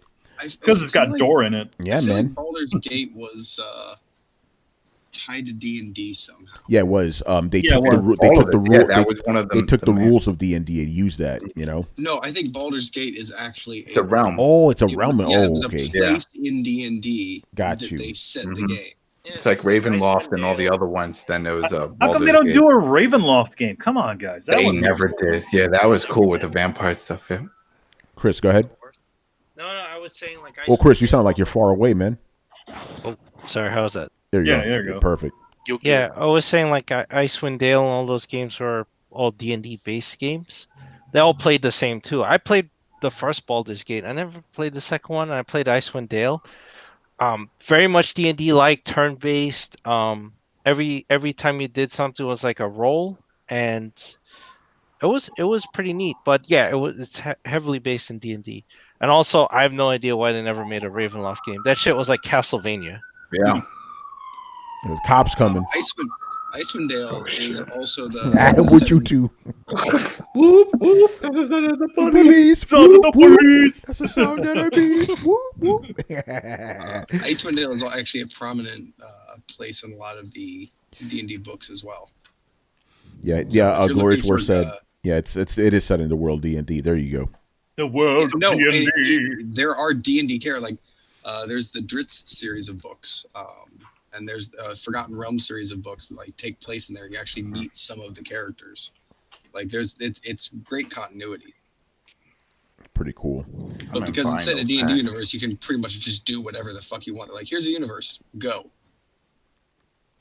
All right, cool. All right. The Dale of Passion Dale. All right. All right, let's have some fun now with our friend Johnny the Truth Teller. The Truth Teller. And I'm okay. I'm also going to read some of his comments after these questions. Uh-oh. All right. All right, the first one. And you got to let me finish these guys. You got to let me finish. Does it start with, why you lying? No. Well, he does, allude to some of that. But anyway, does the fact that all future PlayStation exclusives will be played on Xboxes in the Microsoft cloud and then streamed down to PlayStation consoles affect the way Sony ponies feel about their exclusives? What? So, according to him, it's a fact that you're going to be able to play all exclusives on Xbox. No, that's not a fact at all. That's not how facts work. What? That's not how facts aren't things you make up and want to be real. That's not how it works, buddy. The thing is, it's like saying just because every single Xbox game exclusive game is on a Blu-ray, it's not an exclusive to Xbox. That's right. Because I don't know if you heard, Blu-ray is actually owned by Sony. So, and that means the codec is owned by Sony and the compression technology is owned by Sony. So, Yeah, by his logic, it's a Sony game. By that same sort of logic. Nobody was ever questioning that, buddy. Thing is, it's like this is, you got to understand, it's like that their cloud, that streaming or cloud service or whatever the hell you want to call it is used by a lot of people, people that would be considered competitors. So I would feel like if Sony was going to go with anybody, right, who does this sort of stuff, it'd probably be Microsoft, who also is their competitor, but also understands that sort of gaming. What type of networking they would need for their gaming services, right? They all do it. It is and we're to say this. It is a well-known fact that Microsoft has had a better understanding of their online for gaming than Sony has. It is only until this generation that like PlayStation 4 generation that Sony is able to kind of get up to that point. But if those of us who remember the days of the PlayStation 3, that was a rocky world back then. Yeah, Glorious World, we got you, bro. Go ahead, Adam. I see this everywhere, especially even like the cell phone industry. They all share towers. They are all sharing same technology, but then they're all bitter in the commercials and stuff because they just have to work with each other on other elements. Well, the thing about it is like, when it comes to that console world war thing, that is all just marketing bullshit. People make that up. Yeah, it's marketing bullshit. It's also people perpetuate it. It really has nothing to do with anything. I mean, they're all using a lot of each other's technologies, which may not be direct sort of usage. Yeah. All right. Next question. Do Sony ponies realize that in the United States, Microsoft and Sony are pretty much even in console sales? PlayStation has sold 21 million consoles and Xbox has sold 20 million. I want to know where you're getting these numbers. Yeah. Where are these numbers coming from? Yeah, and even then, Sony's still winning overall, which is what counts. We're not just talking about one region. We're talking about the whole world here. So like that shit don't even matter because I know guys, from the streets they're still like, oh, we still won last gen because we won America, the only country that counts.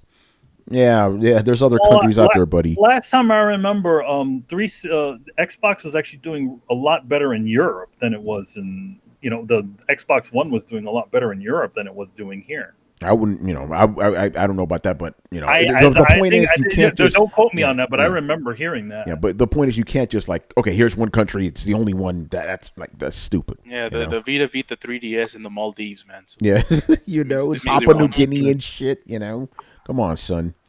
All right, and the last one, do Sony ponies secretly feel inferior when it comes to console technology compared to Microsoft?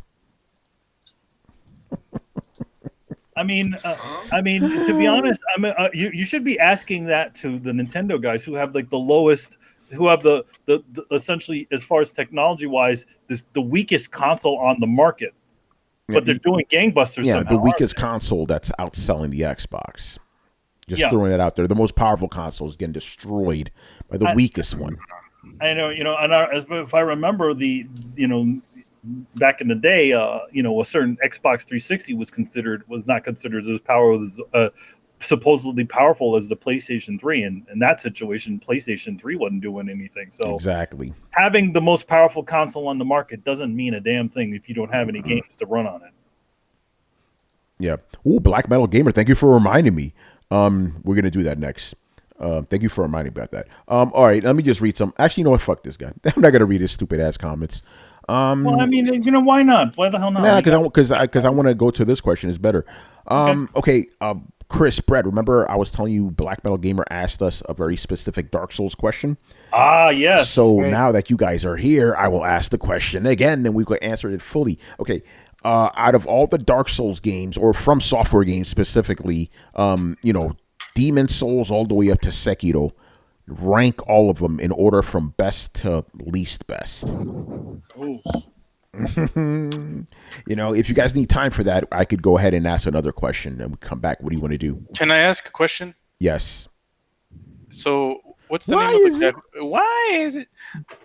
Are we sure that the person that asked the Xbox PlayStation question is not Spacey's Pleasure Yacht in disguise? No, we haven't gotten questions from him. Yeah, we recently. haven't. Yeah, no, it's not. He's him. on the yacht. He's traveling. This guy, Johnny, the truth teller, John Wellman. He goes to every podcast and does this type of shit.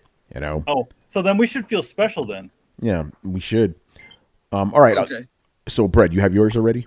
I'm ready. Okay, go ahead. I want to say before I do this, I had my nostalgia broken a little bit by the remaster of Dark Souls 1.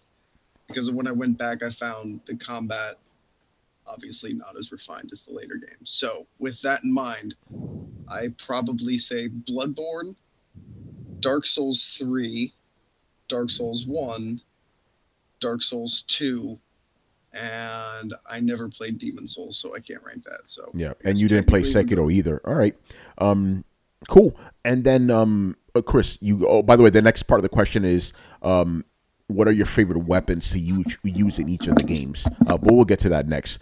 Chris, rank them from best to least best. Yeah, I would say for me the top one is Demon Souls, then Dark Souls 3, then Bloodborne, Dark Souls 1, Dark Souls 2, and Sekiro at the bottom. And I only put Sekiro there because I love the multiplayer and the challenges in Dark Souls, and they took all of that out in Sekiro. Like Sekiro is just parrying, and you're just by yourself. So that's why that's at the bottom for me. It's still a good game, but. Got you.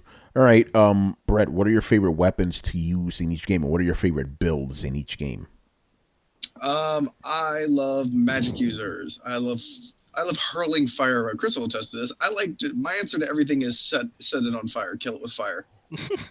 And I believe I screamed, "Oh God, kill it with fire" multiple times. And my preferred weapon set is a little weird, but it works out quite well. I offhand a vertical or a horizontal sweeping sword paired with main-handing the heaviest spear or lance I can find. So I do quick stabbing thrust attacks and then sweeping attacks off my left-hand side, which works really well for PvP, actually, because I'm allowed to deal devastating high-impact piercing damage while keeping my flank open from rolling side attacks.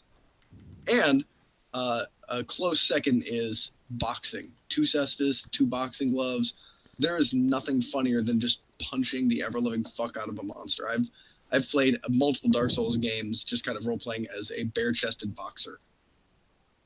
Bare-chested old 1950s time boxer with like a big handlebar mustache. By the way, I want to get nerdy here. So does that apply to all of them? Because I know that you can't throw fire in Bloodborne. You can't throw fire in Bloodborne. Bloodborne would be the one I would probably have to specifically say my favorite weapon. and it is the stake driver, which is pretty much the closest to a big metal boxing glove you can get. It just pimp slaps people around. Like the poise damage on it, like it's not even the damage, it's that when you hit something they just recoil, and you hit them again they recoil. Just it's like just bitch slapping a 5-year-old across a living room. Like it's fucking brutal and hilarious. All right, Chris, what are your favorite builds for each of the games? Every game I usually play a tank, so I always like heavy armor. So in Dark Souls, there was an armor set called Bjor's armor, which had high fire resistance because everything in that game wanted to burn you alive. Like Brett loves roasting things, the game loved roasting you. So it's all about fire damage. And his sword, Bjor's sword, not sword, shield, had 100% fire resistance, which has never happened afterwards in any Dark Souls game that anything has 100% resistance to Damn. a status. So this thing, you were a beast when you were wearing this shit. You'd wear his shit, you'd have all like poise up the wazoo. Nothing could knock you down. It was amazing. And I usually in that game I used the Sword of Moonlight because that sword in Demon Souls could go through shields. And a lot of people didn't know that, so you couldn't block the Moonlight Sword in Demon Souls. So it was like immensely overpowered. That's why they never brought it back the same way. So either that or the Northern Regalia, and the Regalia got buffed if the world tendency was either all the way white or all the way black. So it was two different swords that you can forge together, and one had white world tendency, one had black world tendency. So in interesting enough, in Dark Souls, so you'd think, okay, you're tanking, so you wear Havel's shit, right, which is all rock armor, but I prefer to wear Elite Knight armor in Dark Souls and use the I just had regular straight swords. Like I use a Stora straight sword or something, and I'd have a heavy shield. So I use Havel's shield or the Tower Knight shield or something like that. And Dark Souls 2 is the only one where I deviated, where I used a club, because in that game lightning was king. So you put lightning on a heavy weapon and it was devastating. So I put it on a great club and I was just whacking the shit out of enemies. So I was like, okay, I'm just gonna use a club now. And in Dark Souls 3, I went back to tanks, so heavy armor. I don't remember what was the good armor in there, but would use that in a straight sword. That was my usual build. Nice. All right, and the last question, unless we get any more, is from Glorious War. What do you guys think of Microsoft putting their games on Steam? I am never buying an Xbox console again. I just don't understand Xbox.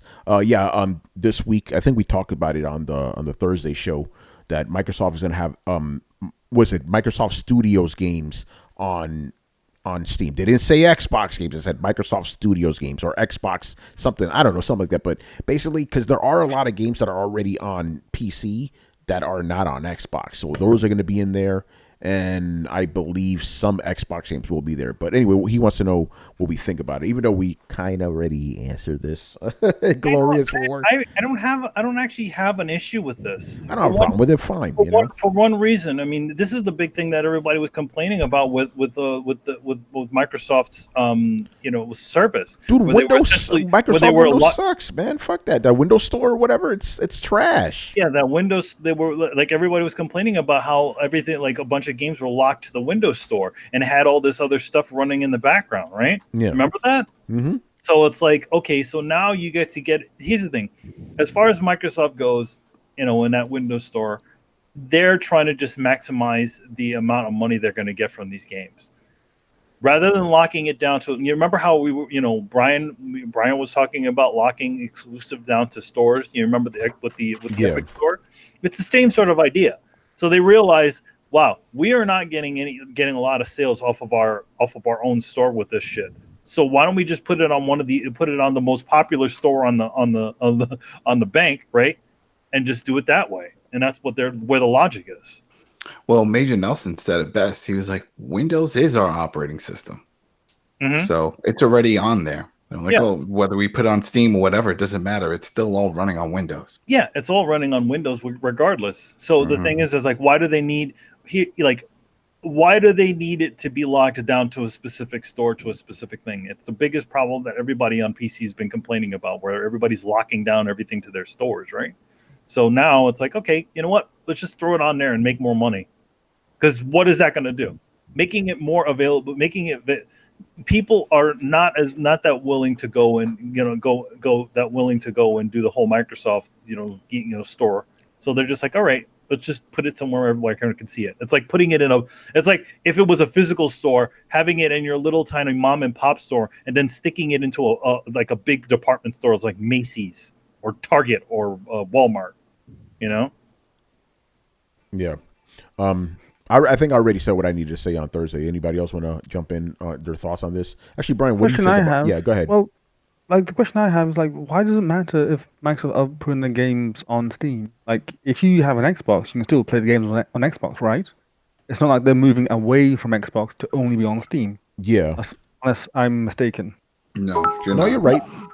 Yeah. So what's the big deal? It's like, okay, just means that.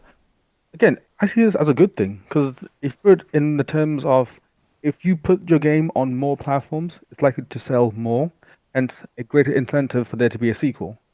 Like that's always like one of the things that people complain about most. It's like, oh, this game didn't get a sequel, didn't sell that well, didn't get a sequel. Look at Bayonetta 2. Like that game should not exist until Nintendo just came out and said, hey, you know what? We'll pay for the sequel because Bayonetta 1 just did not sell that well. If they had like, hey, Bayonetta's on every single platform that exists, and it sells more, then we get a sequel. Like, so I only see this as a good thing. I guess that if you're a fanboy, you see it as a bad thing because you care more about the platform itself than the actual game itself. It's a good point. Glorious War says, but if Halo Infinite was exclusive to Xbox, you would have more overall spent because it drives gold subscriptions and marketplace shopping. Brian, what do you think of that? People already have gold. I mean, like how many people are there on Xbox that don't have gold? Yeah, well, he's saying if you get this on Steam, you obviously don't need a gold subscription. So he's saying if you would have played on Steam, then Microsoft's not getting their money, basically. But then it's still okay. Unless I'm wrong, it's still Microsoft that publishes it. So as long as the game makes a sale, then they still get a cut off that. So they're still getting a cut. Okay. If you look at the overall picture, yes, it won't be as big, but then you have to look at how much more they can sell compared to how much more they will get just from subscriptions. And if someone has already got a subscription, then I'm trying to look at it from the point of you have a person on Xbox who has no subscription and wants the game, and you have a person on Xbox who has a subscription and wants the game. The more likely case is that you have a sub and you want the game, hence you won't be subbing more in order to get the game. Whereas on Steam, it's just like, hey, they get the game. So in terms of like pools, the pool of people on Steam who are willing to get the game, I think is bigger than the pool of people on Xbox who don't have a sub that want to get the game. That's my. Did they say if a sub is needed to play online for? Because I know for Game Pass on PC, you still need the Xbox sub. If you want to play with Xbox people, because one, they said that Xbox Live on PC is going to be free. Oh, it is free. Sorry. So yeah, because when I play Gears of War, yeah, Brian, you're right. Because when I play like Gears of War or whatever, I don't have Xbox Live, and I can play that online if I want. So there you go. Yeah, on PC you don't need. PC guys aren't like console guys. They ain't playing that shit. They ain't subbing to nothing. By the way, this is something GZR says. He goes, Xbox console owners are wondering why the PC is constantly getting handouts while the people who are supporting the entire infrastructure are constantly paying $60 a year for Xbox Live and $10 a month for Game Pass. Yeah, that's true. PC guys don't need to pay any of that. It's interesting. PC guys are pretty much the wildlings. Yeah. Because like you guys. Let me answer for Brian. Market space got damn swindled by this whole thing. Like they got oversighted by the fact that they can play online. That's the problem. Like when Microsoft announced that you can play online, people made the excuse of, it's just like $30 a year or like $40 a year, it's not that big a deal. That was the excuse. I was there. I said, Look, that's dumb. You're paying to play your games online, especially you're paying to play exclusive games online. It makes no sense. Like, you pay for the console, you pay for the game, and then you pay the people that made the console and the game to play the game on the console online. Like, what? Like, it's dumb. Okay. But then the But excuse was, oh, it's not that much. And then now people are starting to realize that, hey, it doesn't have to be that way. And Okay. now I'm just like, okay, like this is your bed. You made it nice and tidy. You cleaned it up for like good 10 years. Lie in the motherfucker. I don't care. Yeah, okay, but Brian, even though you saw all that stuff coming and mentioned it, you didn't say it enough, and you're overreacting now when people attack the PC market. You're crying that the sky is falling, and you're just overreacting. You just called your chicken little, son. Damn, son. That was all sarcasm. You guys realize that, right? Damn. Yo, Brian, No, man, you gonna let him talk like that, man?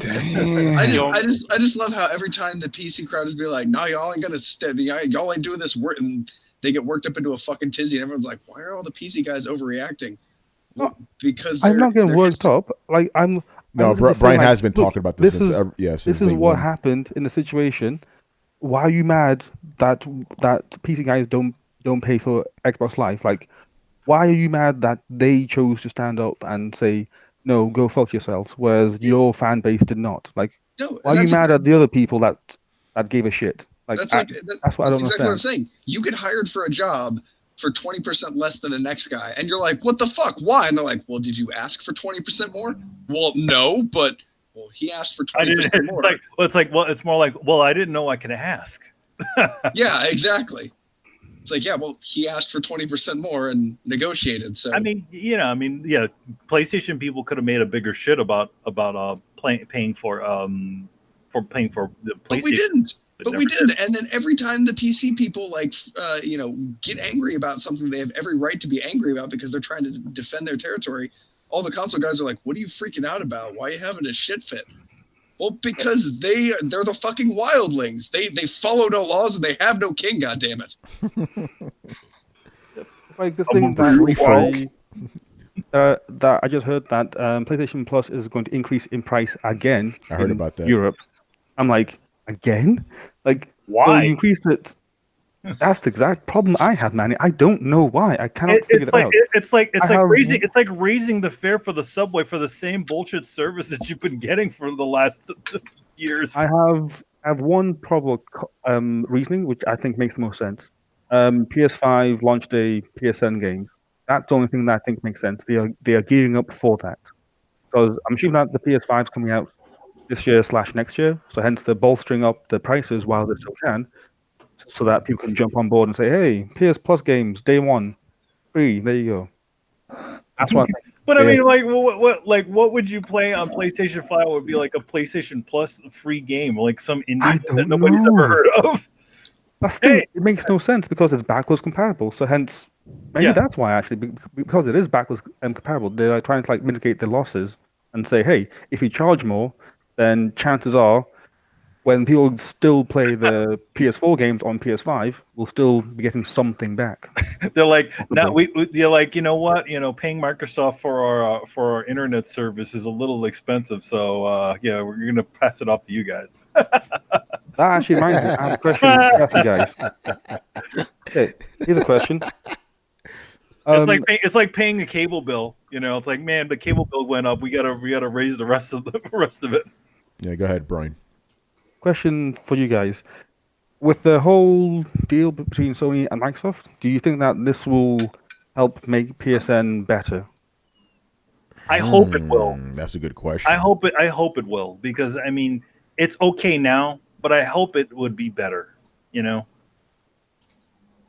I don't know. I can't say. It would be nice. There's just some it's granted now is better than it was, but I hope that it we see some better service, because I mean we're still getting slow ass downloads. Yeah, I'm really curious to see what happens because the PlayStation has a cap on its network speed, right? So right now, people can only download at 100 megabytes per second. A lot of people are getting better internet than that, and so I'm wondering if the PlayStation 5 has a better network card, which it should. People will be putting more stress on the system. I wonder if the system has the extra capacity built in to be able to handle that, or if it's just going to be running. It should more... detect that. Go ahead. It should detect what kind of connection you have and just bump you on a different server. Like, all right, you guys got the better server. All right, so you're going on here. That's all. Man, they got the butter server. Yeah, but won't that essentially Mantequilla. more Not for downloads. I think for download because it's just a redirect. It's like, you're hitting the server. It's like, oh, which way you going? Oh, you're on the fast lane. All right, you go down that way. All right, you're in a different area. Yeah, but as multiplayer games start Oh, requiring, multiplayer is completely different. Yeah, no, we're always going to be screwed. People that have fast connections get screwed. That's just the way it is. Yes, that's the way it is. Mm-hmm. Unless they start pairing everybody who has fast connections up with each other, and I don't know if there's that many. All right. Thank you, GZDR. We got another question.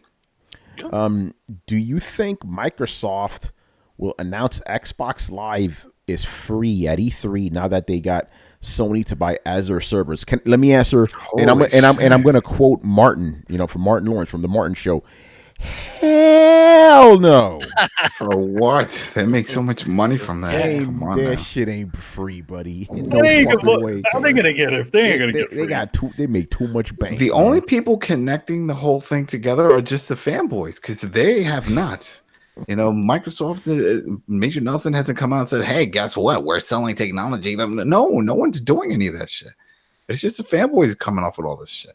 They're just two separate deals, two separate parts of the massive companies. That's it. Yeah, yeah. They probably wouldn't be announcing that because again, of the Microsoft, and in general, and then as well as the Xbox division, they don't. There's in between, but I don't think they're going to announce anything crazy like that. If they were to announce the Xbox Live being free, all the headlines should just read Microsoft is killing their Xbox division. Because that's essentially what they'd be doing if they got rid of Xbox Live. Yeah, that's the headline. That's true. That's one of their biggest money makers, right? Damn. I think Roach Smoke said Live is the only reason Microsoft didn't leave this gen.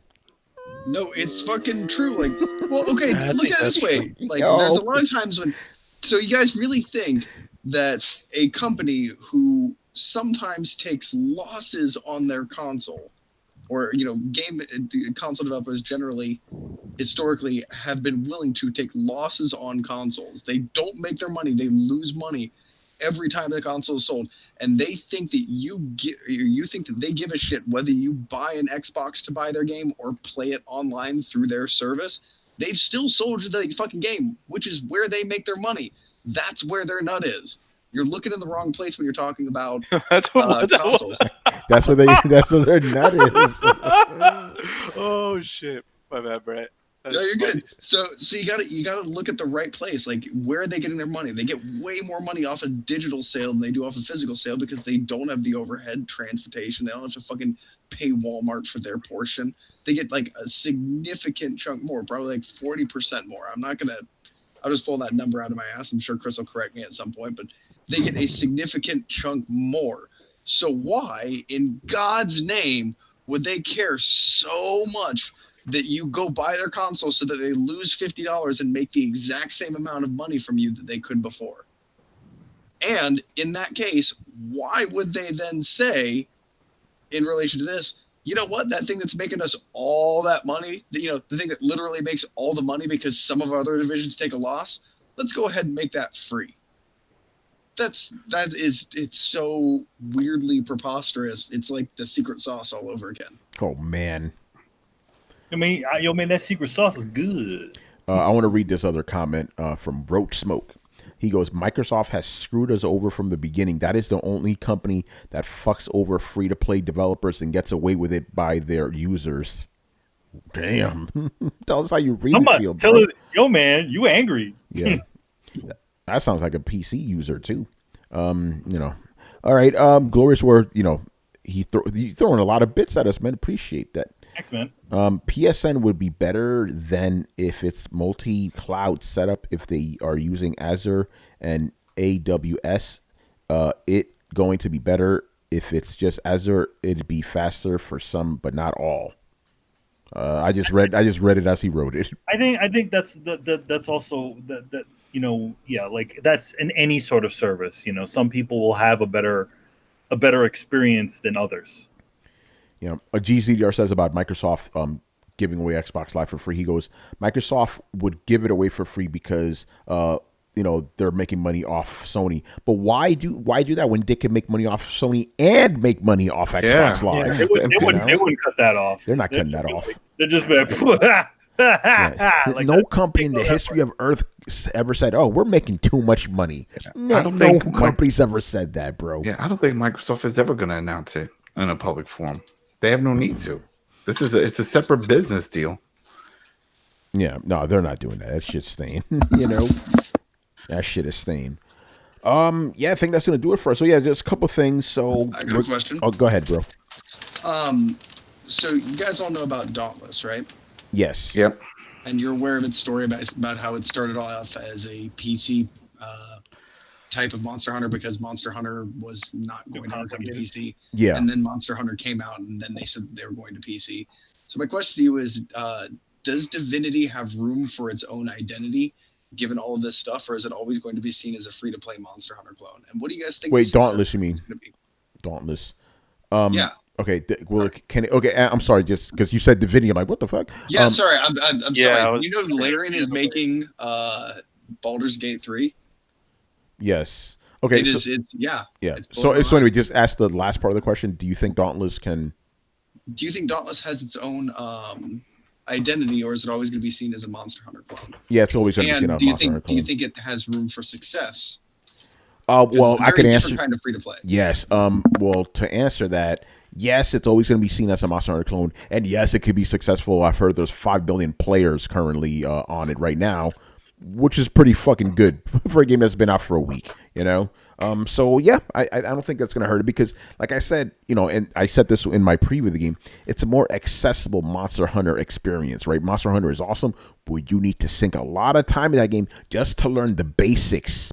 I even like 100 hours in, I'm like, oh, I could do this shit. Meanwhile, when I played Dauntless again for the demo, I played for 5 minutes. I'm like, oh, okay, I get it. It was pick up and play, So I think it'll be for people who want that Monster Hunter experience, but they don't want to put in all that fucking effort, But it still rewards people like Monster Hunter does. It still has plenty of hours you can sink into. A lot of customization, crazy customizations. They're always adding shit to it. The game's already been in beta for 2 years, so it's always constantly evolving. And I think just the fact that it's been successful as not a beta. Actually, was it Brian? Was it a beta or what you call the other one? Whatever the fuck, what's that shit called? There's the other version of early access. Which one was it? It was a beta. It was a beta. Okay, it was already a success in beta form. Now it's just available to everybody. So, and we already seen 5 million people already playing it. So the game's success is already there. But it's always going to be seen as a Monster Hunter clone because that's exactly what it is. But it's not a clone. It's more inspired by Monster Hunter. So, but it is always going to be in the shadow of it. But at the same. Yes. Cross-platform play. Yes, that's a big deal. As a matter of fact, I'm going to go so far as to say Dauntless has a better shot of becoming bigger than Monster Hunter just because it's so accessible. Monster Hunter is still very, very Japanese. Some people don't like that stuff. Dauntless is kind of for everybody. So I wouldn't be surprised if it. But the thing is, you can't even judge it in terms of sales because Dauntless is free. So yeah, it hasn't actually sold anything. Well, yeah. Other than like costumes and content. But Brett, to answer your question, I think it's already carved out its own successful niche. So I'm not going to worry about it just fading into obscurity. Sea of Thieves had over 5 million players. Yeah, it did, and people are still playing that. But again, Dauntless already had a player base for 2 years already that kept it going. That's where I'm really coming from. It's like, okay, you already had a couple million guys on just in the beta. Now you have 5 billion other people. So that's pretty good, Which reminds me, Brian. You there, Brian? Yep, I'm here. This is off topic, but it's a quick question. Did you see Moonlight? That's question number 2. Do British people say it beta or beta? Beta. Okay, thanks. Well, I mean, I feel like that's also a specific accent thing. Yeah, because I've heard some guys say beta. But... And, there's also router and then there's router. Yeah, I've heard that one too. I'm gonna fucking say it. I don't care if I offend anybody. Brian doesn't speak funky English. I'm just gonna say some guys like, what the fuck are you saying, bro? But you still say Z, which is weird. But I'll let it slide because you say it with style. Canadians do that too. Oh, Z. Yeah, they say Z. What is it? Power Rangers, man? Is Z? One of my software developer teachers. Do you guys call him Lord Z? They often say aluminum weird. Yeah, aluminium. Aluminium. And also, like Zero, they say not. Oh, here's one. Hey, Brian, who's the Egyptian god of the sun? Oh, damn it. Horus? No, because British say it differently. I want to see how you say Hold Just send it to him. The Egyptian sun god. Alphabet. No, it's 3. No, Actually, it's 2 letters or 3, but it's just 1 syllable. Okay, hold on. Oh, Ra. Oh, okay. That's how you say it. Okay, the reason I'm saying it because I notice a lot of British people say Ray. I'm talking about scientists. They go, oh, Ray. I'm like, Ray? Like, this motherfucker, Ray, the guy from down the street who makes me pizza? Like, well, they do the same thing with the fucking Batman character. A ghoul? Ra's al Ghul? Yes, I've heard Ra's al Ghul too. Or Ra's al Ghul. That's how I used to pronounce it because that's why they did it in the cartoon. But then in the movie, they call Ra's al Ghul. Yeah, Ra's al Ghul. Yeah, but the ghoul part is, that doesn't change. Ghoul, spooky. I'm a ghoul. Oh man. All right, I think it's gonna do it for again. Couple things. We will be starting our E3 coverage, all that shit, starting on Thursday. So that's going to be the pre-E3 show. This year we're going to do something different. We never had a Sunday show during E3. We're going to have one this year because I'm going to be around, obviously. And then Thursday after that, we'll do the post E3 throwdown, then the post question show. And then we're gonna live stream some of the shit. Also, feel free because I'm gonna be there. I'm gonna be there. When am I coming back? I'm gonna be okay. I'm coming. Excuse me. I'm gonna be in for that show. I'm going to be at E3 that week of E3, and I'm coming back on Friday. So I will be on both throwdowns. So if you guys have any sort of questions, after that, or other things you want to talk about, I'll be there. Yeah, the fun thing is, when we start the show, it'll be 7:30 for you, so you'll be good. Yep, and I mean, other than maybe getting dinner at that time, I'm probably not going to be doing much. I mean, most of my schedule, I try to base a lot of my scheduling around when you're around or what you're doing at the time. But being that you're not there, you're free. I'm pretty much free. So oh no! After 10,000 years, I'm free. It's time to conquer Earth. Cool, man. Oh, again, yeah, we're gonna live stream our reactions to the Microsoft conference, Square Enix, fucking Ubisoft, whatever they got, except PC gaming. We don't give a fuck about that. Also, a little fun thing on Friday night, Saturday morning. Look out on Twitter, either on the Throwdown, the main Throwdown, Twitter, or me, or Carlos, or Manny, because you're gonna see the first reveal of Carlos. Because we're taking pictures, Carlos. Fuck that. No, man, do I need to put my dress on or what? Yeah, right. No, we'll blur your face out though. But it'll be cool. Like, oh shit, there's like a lot of Throwdown members in one room together. That's not the New York guys, because you've seen pictures of me, Manny, and Chris all the time, Yeah, so, and then when it's the New York guys, it's still only three of you. Yeah, exactly. Yeah, because Adam, he left and shit. He's living in the boonies now and shit. Yo, man, that dude got a house now. You know, I he's don't, I living don't, in I style, don't, man. I don't know. I don't give him. I don't take anything away from Adam. He was the smart one. He got Adam's out. the fucking man, dude. You know, Got Had out. to make the move. Chris, Adam, Chris got, he's Chris got to got, have Chris, something. Chris got out. yeah. I think Chris was the first to leave. I Chris remember was hearing the it was like, and you did that weird move with the what was it? You put your stuff on a train that was going from some shipping company or something, in a crate. No. I put it on a truck. Yeah, I put my stuff on a truck. No, it was some weird setup though. I remember you said you had to get like a bin, and then you filled it up, and then a truck came and picked Yeah, it. a trailer. Yeah, ABF. I That's- rented a trailer. Yeah, I filled a part of it, and yeah, they shipped it down, and then we drove. Yo, Carlos, Mighty Nurse says he's seen a picture of you.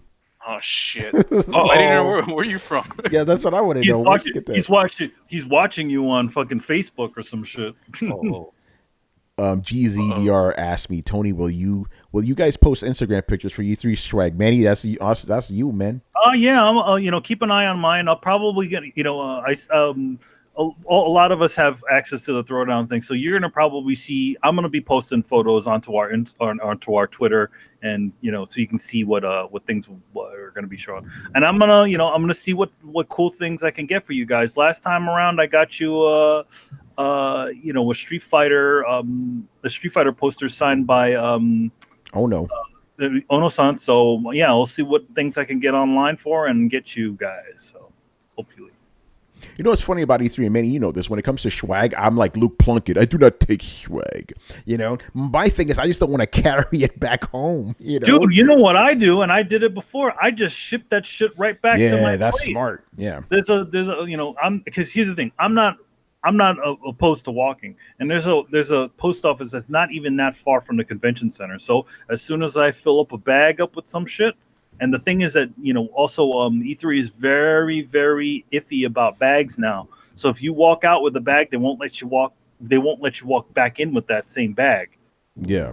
So what do? So what I do is I just take, I feel like, if I get a bag from any one of the places inside of there, I just take that bag, walk it all the way over to the post office and ship it out. I remember one E3, I got a sombrero from somebody, and I just gave it over. Like, hey, you have it now. Like, I didn't want to carry that shit. Yeah, I just shipped all that stuff back, and I think I shipped something over to Chris that year, and also shipped something to to my for my girlfriend and my friend Mark, whose birthday is like really close to that time. So I just was shipping like a crazy man. Yeah. Hey, Carlos, that's not racist, man, because it was a fake ass sombrero. If it was the real thing, I'd be keeping that motherfucker. Those shits are expensive. Yeah. Like if it was a real one, I'd be wearing that right now. Handmade, man. Stick to your roots, bitch. It'd be good for the bit. Yeah, that's it, man. So you're yeah, like this. Yeah. You're like this. Where was this made? China. Not real. Not real. Fake news. Fake news. Fake news. Tony, I want to see people's reaction about like just show them a picture of you and be like, okay, South American, like Latino or not? Be like, no, and then put the sombrero on. You'd be like, all right, now Latino or not? Motherfucker's Mexican. They put that shit on Carlos. We will answer it's almost a decade long discussion me and Tony have had is who the hell's whiter between both of us. Oh, it's gonna be interesting.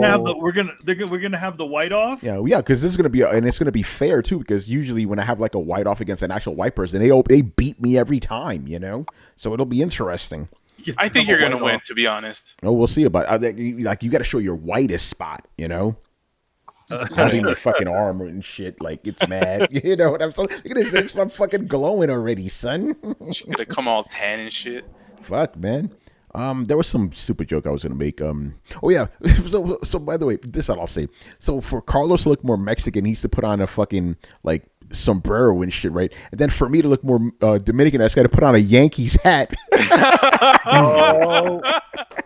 I was gonna say one of those. I was gonna say one of those those white hats with the black rim on it. It's like a straw hat or whatever. It's not a straw hat. What is it called? No, man, but you know what I'm I'm right. Yeah, I'll put on a fucking Yankees hat like that motherfucker's Dominican or Puerto Rican.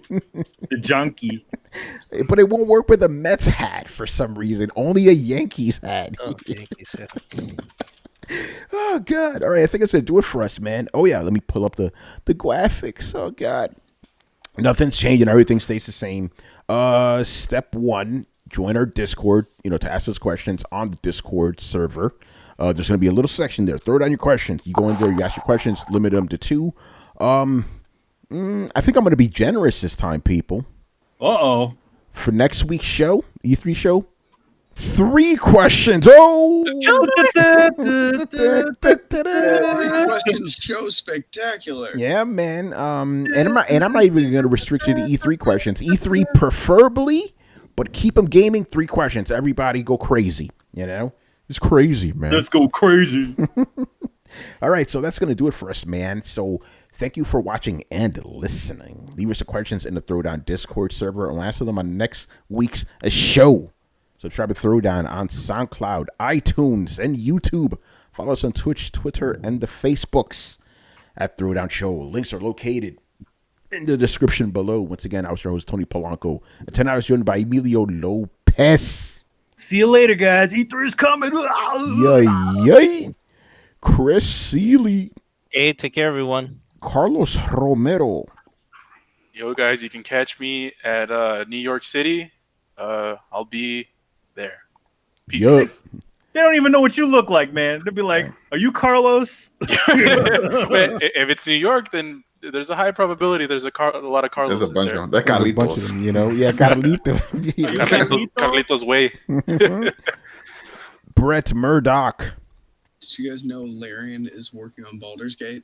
Yes, I heard the rumor. The rumor, man. Yo, man. Adam Vale. Have a good week, people. Live it up. And Brian Manjoma. Whatever you do, Tony, never invite Drake on the podcast. The dude is a walking personification of a curse. Damn. All actors are. All right, yeah. All right, guys. We'll see you on Thursday, man. Get ready for E3. Let's go. Later. Later, guys. Latest. Unless you're Keanu Reeves. He's a gift from the gods.